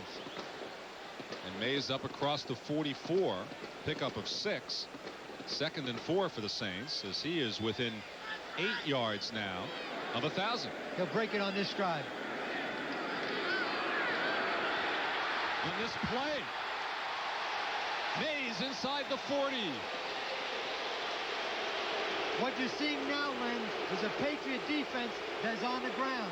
There are too many people on the ground. A good defense does not stay on the ground. Now watch Mays as he goes to the outside. He's looking for a hole. Where's the hole? Now there it is right there. And watch him dart and accelerate through that hole and see a lot of white jerseys on the ground. And Ronnie Lepet makes the tackle. Otherwise, he's going to go all the way for touchdown. And what's happening more importantly now, the clock is running.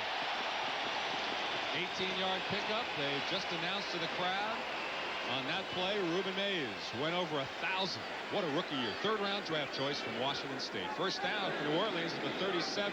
Here he goes again.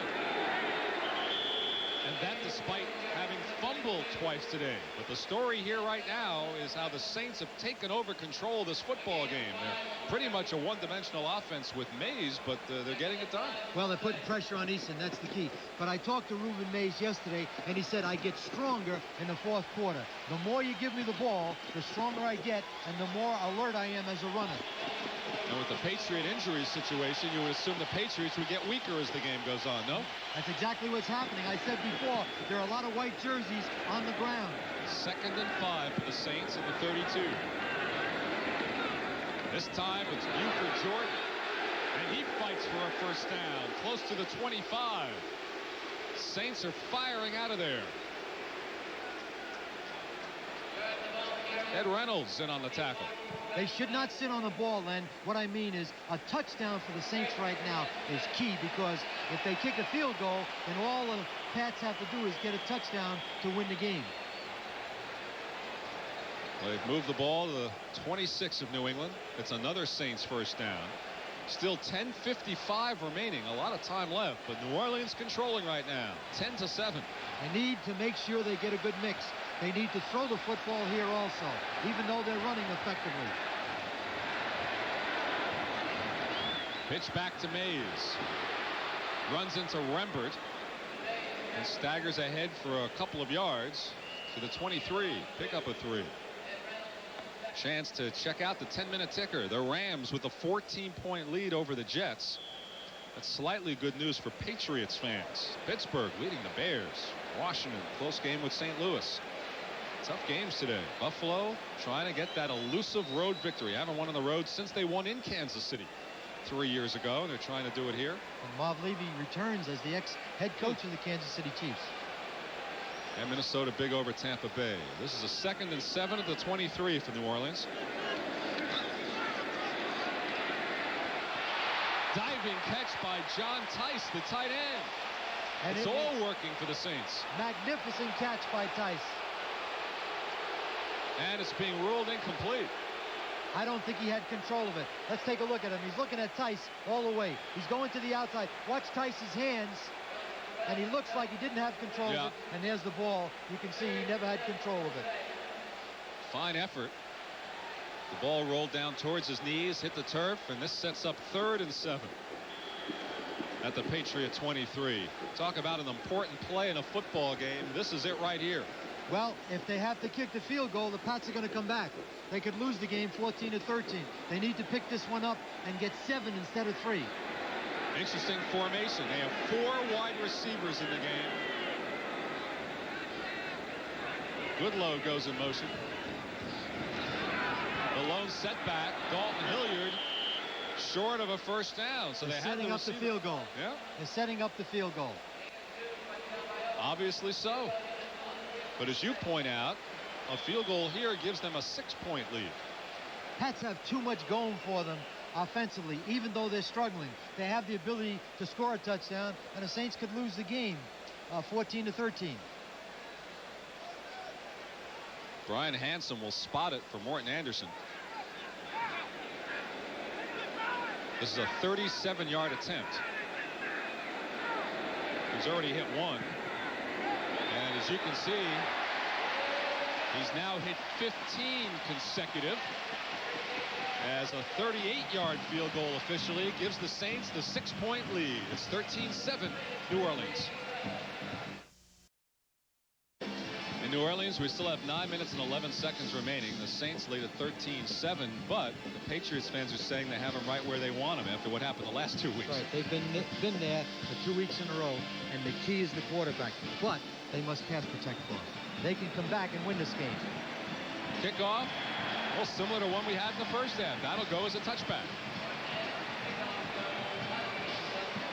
So the Patriots will begin at their 20 with 9 minutes and 6 seconds remaining. What's happened here, Sam? A scoreless first half. Why all the points here in the second? Well, the thing that Patriots did in the second half on their drive is they were able to protect for Tony Eason. But the Saints, on the other hand, although Reuben Mays is a factor, they're throwing the ball more effectively. On their touchdown drive, Mike Jones made a key catch. And you have to have a blend. In this game, you can't do one or the other. At the moment, the Jets and Patriots are both losing. And that would put Miami a bit in the playoff picture as well. the shotgun. Eason, poor throw there, looking for Beatty. He's not setting up and following through. He's very tentative and very hesitant. And awkward. That's an right. awkward delivery. If you watch his hip, he's not following through. Those are his numbers.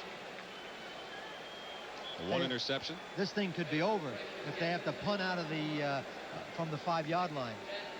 Because the Saints offensively now have a lot going. They got a tremendous amount of confidence. 3 wide receivers in the lineup. It's really targeting Beatty so far today, isn't he? Throwing from Morgan. Got him as he backed Johnny Poe off the line of scrimmage, and a first down for Morgan and the Patriots. If he has time, he can throw to Morgan or Starring against Johnny Poe or Dave Waymer all day long. But he needs the time. Watch Morgan now. Poe is much too far off. He turns and runs. Morgan pulls up, goes to the outside. You got about a 6-yard gap, and it should be about 2 yards back and 1 to the outside as a corner relates to a receiver. 15-yard pickup for Morgan. First down for the Patriots at their 35, inside of 9 minutes remaining. Audible. Collins and Eason still chattering. Good protection. Incomplete. Looking for Starring. And again, he didn't look particularly natural on that throw. Threw the ball behind him. Starring was moving to the inside, and he threw him behind him, and Starring was open. Watch Starring now. Waymer's giving him too much room, but the ball's thrown too far behind, and that's too difficult to catch. Had he gotten the ball in front of him, he would have had a first down in the Saints' territory. Grogan is frustrated, I'm sure, on the sideline right now because he's picking out of a basket. He has not been able to get any continuity in the offense at all. Second down and 10 at the 35.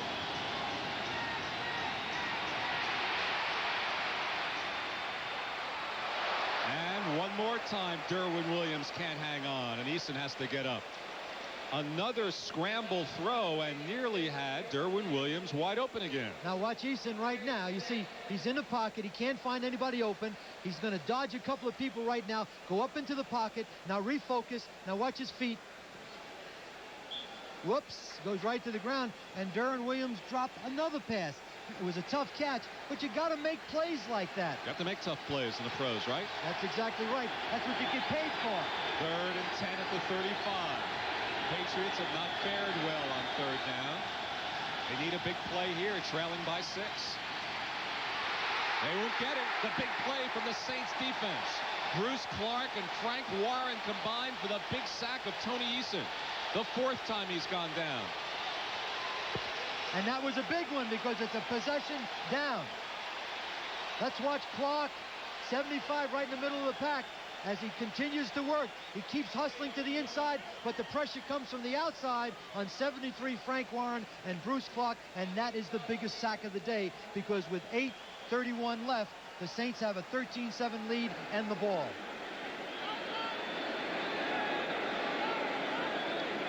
And Camarillo will punt away once again. Johnny Poe is deep for the Saints. 8:14 and counting remaining. Camarillo's been a weapon today. He drives Poe back to the 18. He cuts back the other way. A flag is thrown, and he's finally dragged down at the 37, but perhaps a clip. Jim Bowman finally tracked him down, but the way the Saints are reacting. Looks like it's going to be a clip, and it's going to push him back inside the 20-yard line.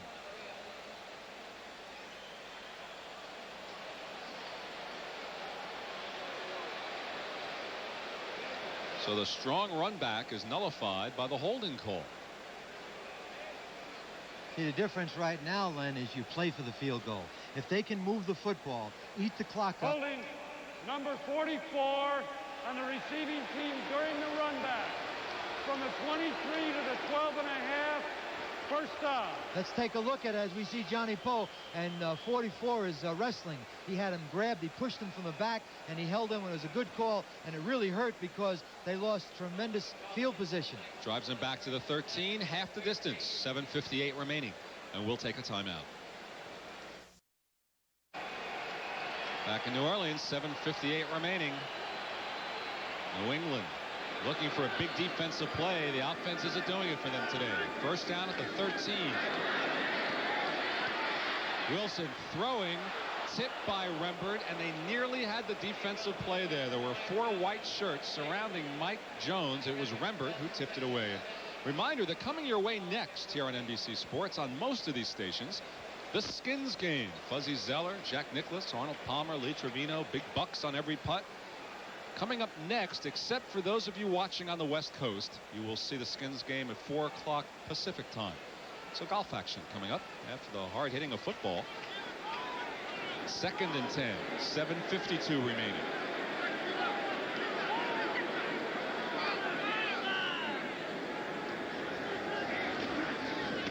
Mays gets the hole and drives close to a first down. What an opening he had. Fred Marion finally tracked him down. And that's exactly what they needed. They needed to knock out a couple of first downs. Now watch Mays now as he's going to the outside. Now he's going to wait to see where the hole is. And he follows his guard right up to the inside. Now watch the way he used that blocker and gets that additional 3 or 4 yards as he went right inside the block of Pat Saindon, who replaced Brad Edelman. Nearly ran up his back. Look at these totals now. Mays starting to collect. First down for the Saints at the 23. 7:10 remaining. Flag down. I think he got a Patriot right end offside. Mays went for a couple of yards on the play. Offside, New England. Garen Varus right at the top of your screen. You can see he jumped offside. Now the Saints have a first and 5 to go. Number 60, defense, still first down. So it'll be 1st and 5 at the 28. What the Saints would like to do right now, Lenny, is knock out first downs. Don't worry about the touchdown. Kick a field goal with 3 or 4 minutes left to go, and they'll bury the Patriots' hope of winning this game. You see New Orleans trailing the Rams by 2. The Rams are winning this afternoon. San Francisco goes tomorrow night with the Giants. New Orleans very much alive in the race. And a big win for him today. Jones in motion. Mays heads to the outside. Goes flying, but shy of a first down. Buford Jordan was his blocker. Ronnie Lepet helped make the stop. You're going to have a 3rd down and about 1.5 yards, and number 36 is going to carry the football. And for them, this 3rd down is the biggest play of this half with less than 7 minutes to go. 2nd down and 2. Excuse me. It's even better for them. I'm sorry. I forgot about the offside. 2nd down and 2. They got 2 shots to make 2 yards. And the clock is the biggest factor working against the New England Patriots. Now down to 6 minutes remaining. 2nd and 2 here for the Saints at the 31. Mays puts his head down. A stop short of a first down. It'll set up 3rd and maybe 1. Johnny Rembert, the middle linebacker for the first time, 52. He's got a fill, and there he goes right there. He makes the fill with 2nd down and 2 yards. It's now 3rd down and less than 1 yard. And guess who's going to get the football? Big play, Lenny. Big play. It'll mean maintain possession and continue to eat that clock up and take away the opportunities of the Patriots to win this football game. Wayne Wilson has checked into the lineup. Former Saint who's come back after being released by Minnesota. Crowd favorite. He's the one going in motion, making the U-turn. Mays. Well, we're going to have an awfully big measurement right here. It's all in the way they spot it because they can't gamble for it. Garen Varus making the tackle. Clock is stopped with 5 minutes and 9 seconds to go. And where they place this football will have an awfully big bearing on this game. Now, how could an official from both sides scientifically put that ball down where it should be? And this could be the football game. A lot of people wonder. They put it where the knee is. They put it where the ball was under his arm. I mean, what is the... They're going to call for a measurement, but it's going to be tight. And I don't think there's any way in the world Jim Mora can gamble at this point. He's going to have to punt the football if he doesn't make it. And just think, somewhere with a couple of minutes to go, it'll be a matter of inches possibly if the Pats were to come back and win 14-13. First down, New Orleans.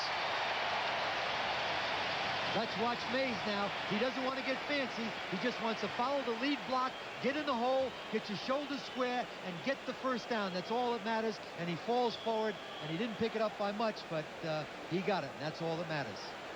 An important first down for the Saints to keep the drive alive. Clock continues to run now inside of 5 minutes. First down for the Saints at their 33. But the Saints now have good field position to punt and not be backed up in the hole. And Wilson throwing on first down and overthrowing Tice.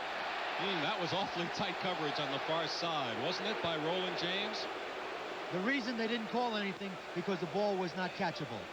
Otherwise, there might have been a pass interference call. James has some words with Stan Brock, the brother of his teammate Pete Brock. And the most important thing for the Patriots is the clock stop. 4:43 to go. New Orleans leads New England 13-7. It was scoreless at halftime. 10-7 New Orleans after 3. Now it's 13-7. This is 2nd and 10 for the Saints at their 33. You want to be careful now. You don't want to throw the interception or take the sack. There's nearly a fumble on the exchange, and there was nearly a fumble on the snap as well. He never had the ball. Lucky. The quarterback's job is to accept the ball from the center and put it in the hands of the back. Buford Jordan. You see, Buford Jordan never had a handle on it. He's struggling right in the pile right now. And Roland James, 38, is trying to pull it out, but he's not going to let that one go. That's wedged in there. And Saints fans well remember the fumble Buford Jordan made a week ago in Anaheim early in the second half. So 3rd and 10 with 4:15 remaining. Another big third down play. They got to throw enough for a first down. They have 4 wide receivers. You see 3 of them at the top of your screen. Wilson from Martin. And that was a big, big drop. First down on the 45-yard line, possibly, of the Pats. I'm not sure if the injury is physical or psychological for dropping it. Right now, it's a combination of both. Watch him. He spots Martin right away. Martin has to turn a little bit, but he's got both hands on the ball. He has to turn to make the catch, but nobody hit him, and he should have made the play. Maybe Lepet getting a hand in there to at least cause a bit of a distraction. And now they're checking Martin. It's a tough catch, but with less than 4 minutes to go, maintaining possession of the ball with Anderson's ability to kick the field goal, you got to make those plays because that catch invariably can win the game for you. All right, hang on to your seatbelts. The Patriots will get it back. 3:59 to go. The Saints lead by 6. Eric Martin is being helped off. There are 3 minutes and 59 seconds to go. I find it interesting on the last series, Sam, that he elected to throw on first down while late in the first half he became so conservative. You would have thought that there was a golden chance for him to run the football here. Well, they were running the ball well, so run the ball on first down, get a 2nd and 5, and if you want to throw the ball, throw it on 2nd down, because if you throw an incompletion, it stops the clock, but then you have 3rd down to keep the clock going. Starring caught the Patriots touchdown pass in a punt returning role with the head injury to Irving Fryer. Brian Hansen, who's had a good day punting, is in to kick one more time in the game on the line. This is where the Patriots have been the last 2 weeks. The last 2, they've come away with 1 major miracle and 1 minor one. We'll see what happens this week. They've got to have a good return. He's got to get the ball up beyond the 30-yard line, so Easton is not operating out of the hole. They blocked it to Tupu. Touchdown, Patriots.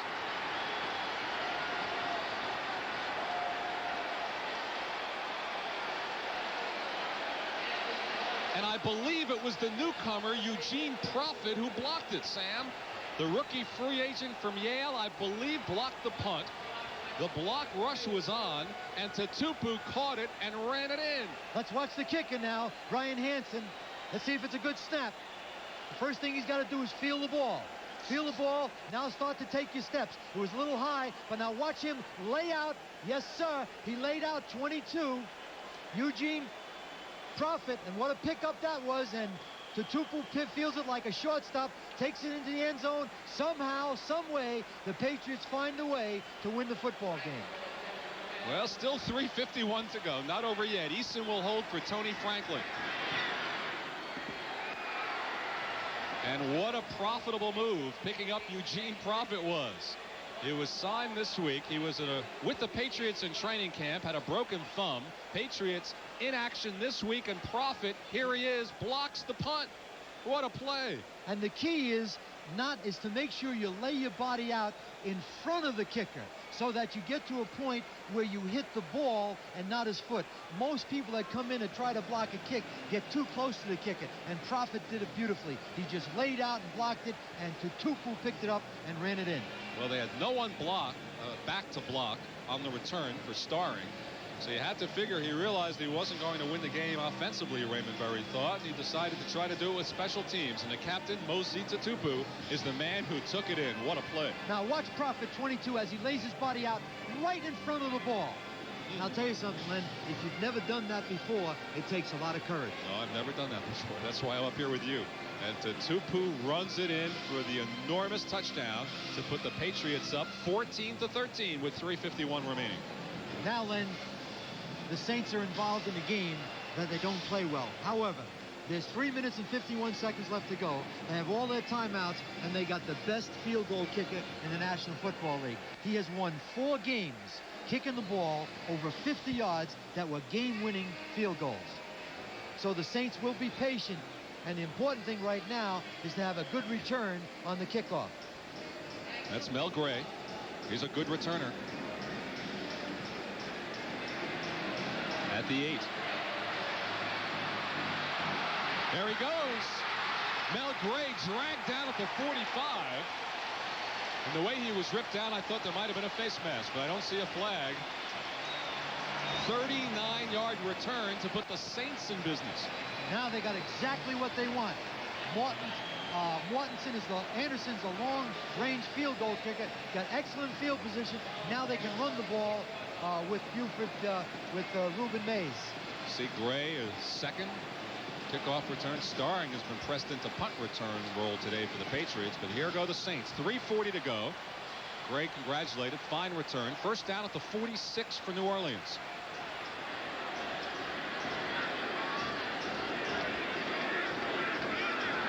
Here's the rush. And the Patriots have it. No whistle. It's a fumble recovery for the Patriots. They have it again on the turnover. Ed Reynolds. Nobody picked him up when he came clean. Now the Patriots have made 2 big plays. Watch Ed Reynolds from the backside. See, Wilson cannot see him. Wilson's focusing to the right, and there's the hit right there. Now Blackman, number 55, catches it in the air. First down on the Saints' 30-yard line with 3:33 to go. Wow, did things turn around in a hurry. The 4th fumble recovery for the Patriots today. And Blackman has 2 of them. It went straight up in the air, and Blackman caught the pass. Now the clock, and let Franklin kick a field goal, and then the Saints have to score a touchdown to win the game. The 4th fumble recovery for the Patriots. Isn't that something? First down at the 31. Collins looked like he wanted to throw the ball for a moment, didn't he? They don't care right now. What he was doing is he didn't want to go wide because he doesn't want to run out of bounds. And what the Saints need to do right now is utilize their 3 timeouts and a 2-minute warning, because the Pats right now are not going to throw the ball upfield and take a chance of a sack or an interception, because Franklin again is a great field goal kicker, and he can put them 4 points up. On consecutive plays with a kickoff in between, Eugene Profit blocked the kick. Tutupu ran it in for the touchdown. Ed Reynolds forced the 4th fumble a day. Blackman picked it off. 2:50 remaining. Second down and 14 at the 35. Here goes Collins, and he's dragged down for another loss. Frank Warren making the tackle. Key, they took him out of field goal range because they're not going to want to kick a field goal and give up that kind of field position. They just lost 10 yards on the 2 plays, and this sets up 3rd and 20. Timeout, timeout, timeout. That's it. Call a timeout. The Saints take it. They still have 2 remaining. The Patriots have all 3. New England leads at 14-13, and what a strange game this has turned out to be with 2:27 remaining. Well, the strategy right now is obviously to get enough so that they can get Franklin to kick a field goal. They're not going to be able to pick up all the yards because they have approximately 16 yards or 17 yards to go for a first down. So right now, maybe try to get half of it and get Franklin to kick that field goal, because that puts the Saints down by 4, and then the Saints now, after the kickoff, would have to drive for a touchdown as opposed to a field goal. And the 2 big plays by the Saints had a lot to do with the strategy right now. There's the group right now. You can see Grogan right in the middle, and there's Jim Moore on the sideline. What he's saying right now is, should we defend or should we rush? And I think what they're going to do is defend and let them complete a 10-yard pass. The thing they can ill afford right now is to give up a big play on the part of the Saints defense. And there's Grogan right now with all that experience talking to Tony Eason. He's the eyes and ears of Tony Eason. He's talking to Grogan right now, telling him what he wants to do. And I'm sure he's going to hit a short receiver to try to kick the field goal. He can't afford to take a sack, Len. We have 2:27 to go. This is a 3rd and 20 at the 41. And keep in mind, Tony Franklin told us earlier, he finds the air in here kind of stagnant. He does not like kicking here as well. Feels the ball doesn't carry. The worst thing that can happen is to punt the ball inside the 20 and let the Saints drive for the field goal. Here they come. Tony Collins, and fights ahead to the 32. Ricky Jackson making the tackle. And there's the strategy. Here comes Franklin. So this would set up about a 49-yard return. And New Orleans takes another timeout. See, I don't know if that was an ill-advised timeout, although they have the 2-minute warning. They could have just let it go down to the 2-minute warning. You can see Franklin's consecutive field goals there. It's the longest of his career, the 14 consecutive. It's a team record as well. He leads the league in points with 122. But the ball right now is spotted to the 32. Figure a 7-yard snap to the 39, and 10 more yards to the end zone would be a 49-yard attempt, which would equal his long field goal of 1986. And what a time to try to keep a consecutive field goal streak going. And is this a psychological timeout a bit? You see Franklin. No, the thing that Saints did right there is to make sure that that clock didn't run any further than 2:14, because now they have 1 timeout left and they have the 2-minute warning. And it's key right now, because if he misses this field goal, the Saints are going to have the ball on a 32-yard line. And all they have to do now is move towards a long field goal for Anderson to kick to win the game, as opposed to trying to drive the ball back and score a touchdown, which would be a lot more difficult for them. So Franklin, who's kicked a couple over 60 in college using a tee, does not like the way the ball carries here, and now will attempt a 49-yarder to try to give the Patriots a 4-point lead and force the Saints to have to go for a touchdown. What they want to do right now, he's got his favorite snapper, Guy Morris, who snapped for him with the Philadelphia Eagles, and he's talking to Guy Morris right now. The ball's got to be snapped well, put down, and then watch Tony's left foot go right alongside the ball and get the good follow through. He's got to hit the sweet spot of the ball. Easton with the hold. It is no good. The consecutive field goal streak is snapped at 14, but most important, the Saints get it back with 2:10 to go in good position. And now you're going to see Anderson get the same opportunity to win the game. And remember, he's done it 4 times with kicks over 50 yards to win games.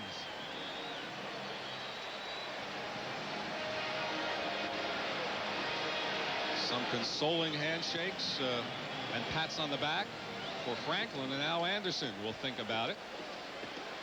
Interesting, he came from Europe and never kicked the ball before in his life.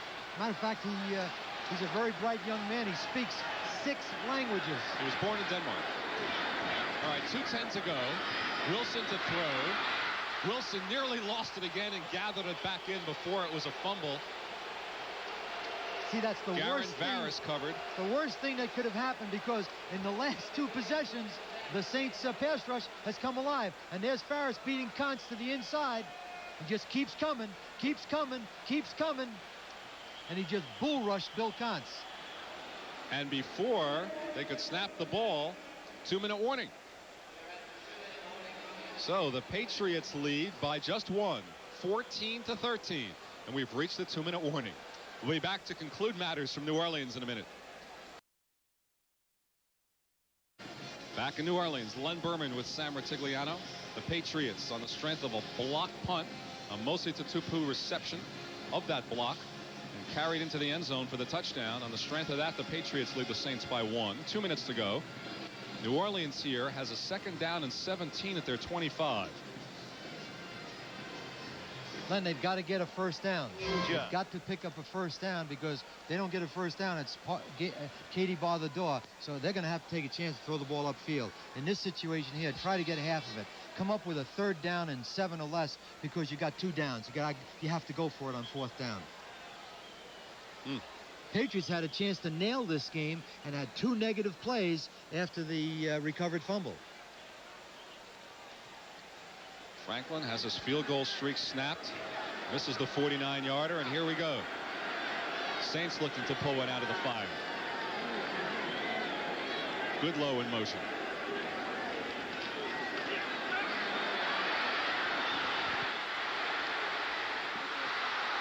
And it's ruled a fumble. Touchdown, Brent Williams. I don't believe it. Brent Williams on the 5th fumble of the afternoon. Well, it hasn't been artistic, but it's been done. Eugene Profit from Yale University blocks a kick. They go ahead 14-13. Dave Wilson, right, is going to make the Tonight Show with Johnny Carson as he tries to dodge this now. Go up to the inside. Now watch what happens right here as he tries to get rid of the ball. He fumbles the ball. Now 96 picks it up. Brent Williams puts it in 2nd gear, and he's going to take it right into the end zone. And I think this game, Len, is history. First career touchdown for the 7th round draft choice of Toledo. He will not give that ball up today. 21-yard return. Tried to fire a football, and it never came forward. The ball went backwards. The fumble. Patriots now lead it. Franklin the extra point, and with 1:49 to go, New England now leads it 21-13. You have to feel for Dave Wilson. 5 fumbles and a blocked punt. And Brent Williams on the far side after his fumble return for the touchdown. Just a strange football game. The Patriots defense and special teams accomplishing this apparent victory, which would be 7 in a row, but still 1:49 to play. And they've done it interesting right now for 3 weeks in a row. But the key now is they've got an 8-point lead, and so the Saints have to put 2 drives together. They got to score a touchdown and kick a field goal, and with 1:49 left with 1 timeout, it's not likely. And we said right at the top, Len, one team expects to win, and so they never give up. They got a chance to make something happen, and the other team hopes to win, and as a result, they get beat, possibly with a blocked punt and a fumble by the quarterback for 14 points. They did a tremendous job holding the Patriot offense today. This is dangerous precedent. I think Patriots fans are going to start tuning in just for the 4th quarter of games. I mean, why bother with the first 3, right? Right. There was nothing that happened. Now, you got to remember. We're not advocating this now, we remind you. But 3 weeks ago, a Hail Mary pass against the Rams. Last week, basically the last play of the game against Buffalo, where he hit Beatty in the end zone. And now we have a new hero in Eugene Profit. But you know, Len, good teams each week. Eric Profit. Good teams each week find a way to win. Eugene Profit. I was right the first time. Right. Boy, oh boy. With all those injuries the Patriots have suffered, kid from Yale does it for him. That was the crucial play of the game. It is 21-13 New England. 1:49 to go. Gray at the 6.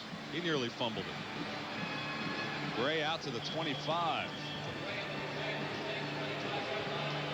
And the tackle turned in by Milfred Hodge. Here's the block by Eugene Profit, 22. And watch Tutupu pick it up on the first hop and take it in the end zone. Tied the score. Extra point. Patriots went ahead 14-13. It wasn't very artistic, but it doesn't make any difference. They got 21 and the Saints got 13. That's why it's a 60-minute game. It all happened in the final 3 or 4 minutes. Last week, Wilson was intercepted 4 times. So they wanted him to watch the interceptions. That wasn't the problem today. 5 fumbles, including his costly one. Complete. Eugene Goodlow out across the 35. Clock continues to run with 90 seconds remaining. Well, they can score a touchdown and get an onside kick, and they got Anderson as the kicker, so they shouldn't give up. Get the ball upfield. Rifles it on a bounce. Incomplete. To Mike Jones. Raymond Claiborne covering. But you talk about big plays, and you mentioned it at the time when Raymond Claiborne caught Reuben Mays from behind in the clear 50-yard run and prevented that touchdown. That was a 4-point swing. And then I hark back again. I hope not too much on that series late in the first half. They're at midfield, and they chose to run out the clock rather than go for 3. Particularly when you have a kicker like Anderson. All you got to do is get 1 first down. So you're talking 7 points there, and right now it's an 8-point game. And he completes this one to Kelvin Edwards. Near midfield, 1:10 to go. The Saints have 1 timeout left. Take a chance, go upfield. You could have a pass interference. They could get a touchdown. Onside kick with a guy like Anderson, you can win the game. Get it upfield. Wilson firing, completing at the 30. Come on, no huddle, guys, no huddle. Throw one in the end zone. You got a chance with an onside kick if you can score a touchdown. But you got to hustle. Goodlow. You got to hustle. Eugene Goodlow inside the 30. Got plenty of time. Plenty of time. You can throw 3 in the end zone in 18 seconds. Inside of 40 seconds now. Firing. Complete. Get out of bounds. And rolls out of bounds, stopping the clock. Good play by Eric Martin, and still 33 seconds to go, and they're inside the 10. The game is not over. He's got to score right away because he has to give himself time on the onside kick to get maybe a first down and then have Anderson kick the field goal. What was the rule we were talking about coming over this morning? The 2-point conversion? Too bad they don't have one today, huh? Yeah, it would be interesting. It was great in the old days of the AFL because it's significant, because right now that could take this game into overtime. Well, the Saints are 33 seconds away from being 0 for the franchise against the Patriots. Wilson firing, touchdown, 29 seconds left. Goodlow. You know what the question is now, Len? Why couldn't they have done this the entire game? Well, I know the answer to that. The answer to that is I think the Pats defense let up. And they didn't put any pressure on Wilson. Now watch Wilson as he drops back right now. He's wide open. Look at the protection. No pressure at all. Goodlow is wide open. Roland James makes the hit, but you can't go for 2. But it's going to be 21-20, and then watch the good hands people line up for the Pats. They move 6 plays, 74 yards, 1:21. Anderson caps it off. And with 28 seconds to go, it's a 1-point football game. 21-20. We'll be back for the conclusion in just a minute. 28 seconds to go. The Patriots nursing a 1-point lead. Look at the guys who are up on the line for the Patriots. They are defensive backs and wide receivers and running backs. This is where the rule, when they move the ball back to the 35, hurts you at the end of the game too, because now you're going to have to get a couple of first downs depending upon where the ball is fielded. Right. They do have a timeout remaining. And the onside kick is coming. Sometimes these things are fielded like a shortstop and they go the other way, but it's going to have to ricochet off for a white jersey. Here it is. Did it go the 10 yards? It's ruled a recovery for the Patriots. This game is history. The Patriots recovered, 1 timeout left, 28 seconds. He didn't hit the ball hard enough. Bowman with the recovery. And there he is, Jim Bowman. So the ball is marked exactly 10 yards away.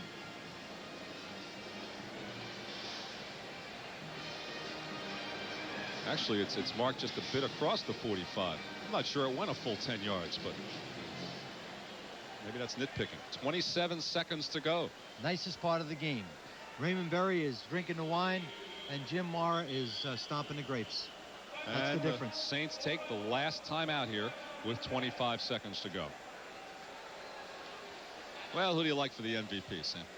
Well, I would have to pick Eugene Profit because he turned the game around. Good choice. He blocked the punt. They went ahead 14-13. So the Budweiser MVP today, rookie free agent from Yale, Eugene Profit. The MVP is sponsored by Budweiser. Eugene Profit of the Patriots is the winner, and Budweiser will make a contribution to the United Way on behalf of all the MVPs selected around the NFL this afternoon. Certainly was a big play, and the Saints fans can only scratch their heads over the fact that it was a blocked punt and a fumble, empty pass from Wilson. Ball just fell out of his hands. It's a blooper, and it's funny to everybody but a Saints fan. You know, it's interesting. The one touchdown the Pats made was on that offside, where it looks like Johnny Poe was relaxed, and Starring scored a touchdown. Then they block a punt, and then they score on a fumble. So really, they really didn't do very much against the Saints defense. They played extremely well today. Jim Mora's plan fit beautifully. All right. They Saints self-destructed. Last week, the 4 interceptions. Today, 5 fumbles. And this will be the last time we will have this exercise this afternoon. And there's the Budweiser MVP. Not sipping a Bud yet, but Eugene Profit. How good that kid must feel with the big block punt, which turned the game around, as the Patriots have now won 7 straight games. And if the Jets should lose, and they were losing, they would be tied for first place, and the Patriots would have the edge with the tiebreaker. So Raymond Burry and Jim Mora, the game turning on a block punt, a fumble recovery for a touchdown, and the Patriots have made it 7 in a row, 3 straight in the last few minutes. For Sam Ratigliano, I'm Len Berman. Our final score, New England 21, New Orleans 20.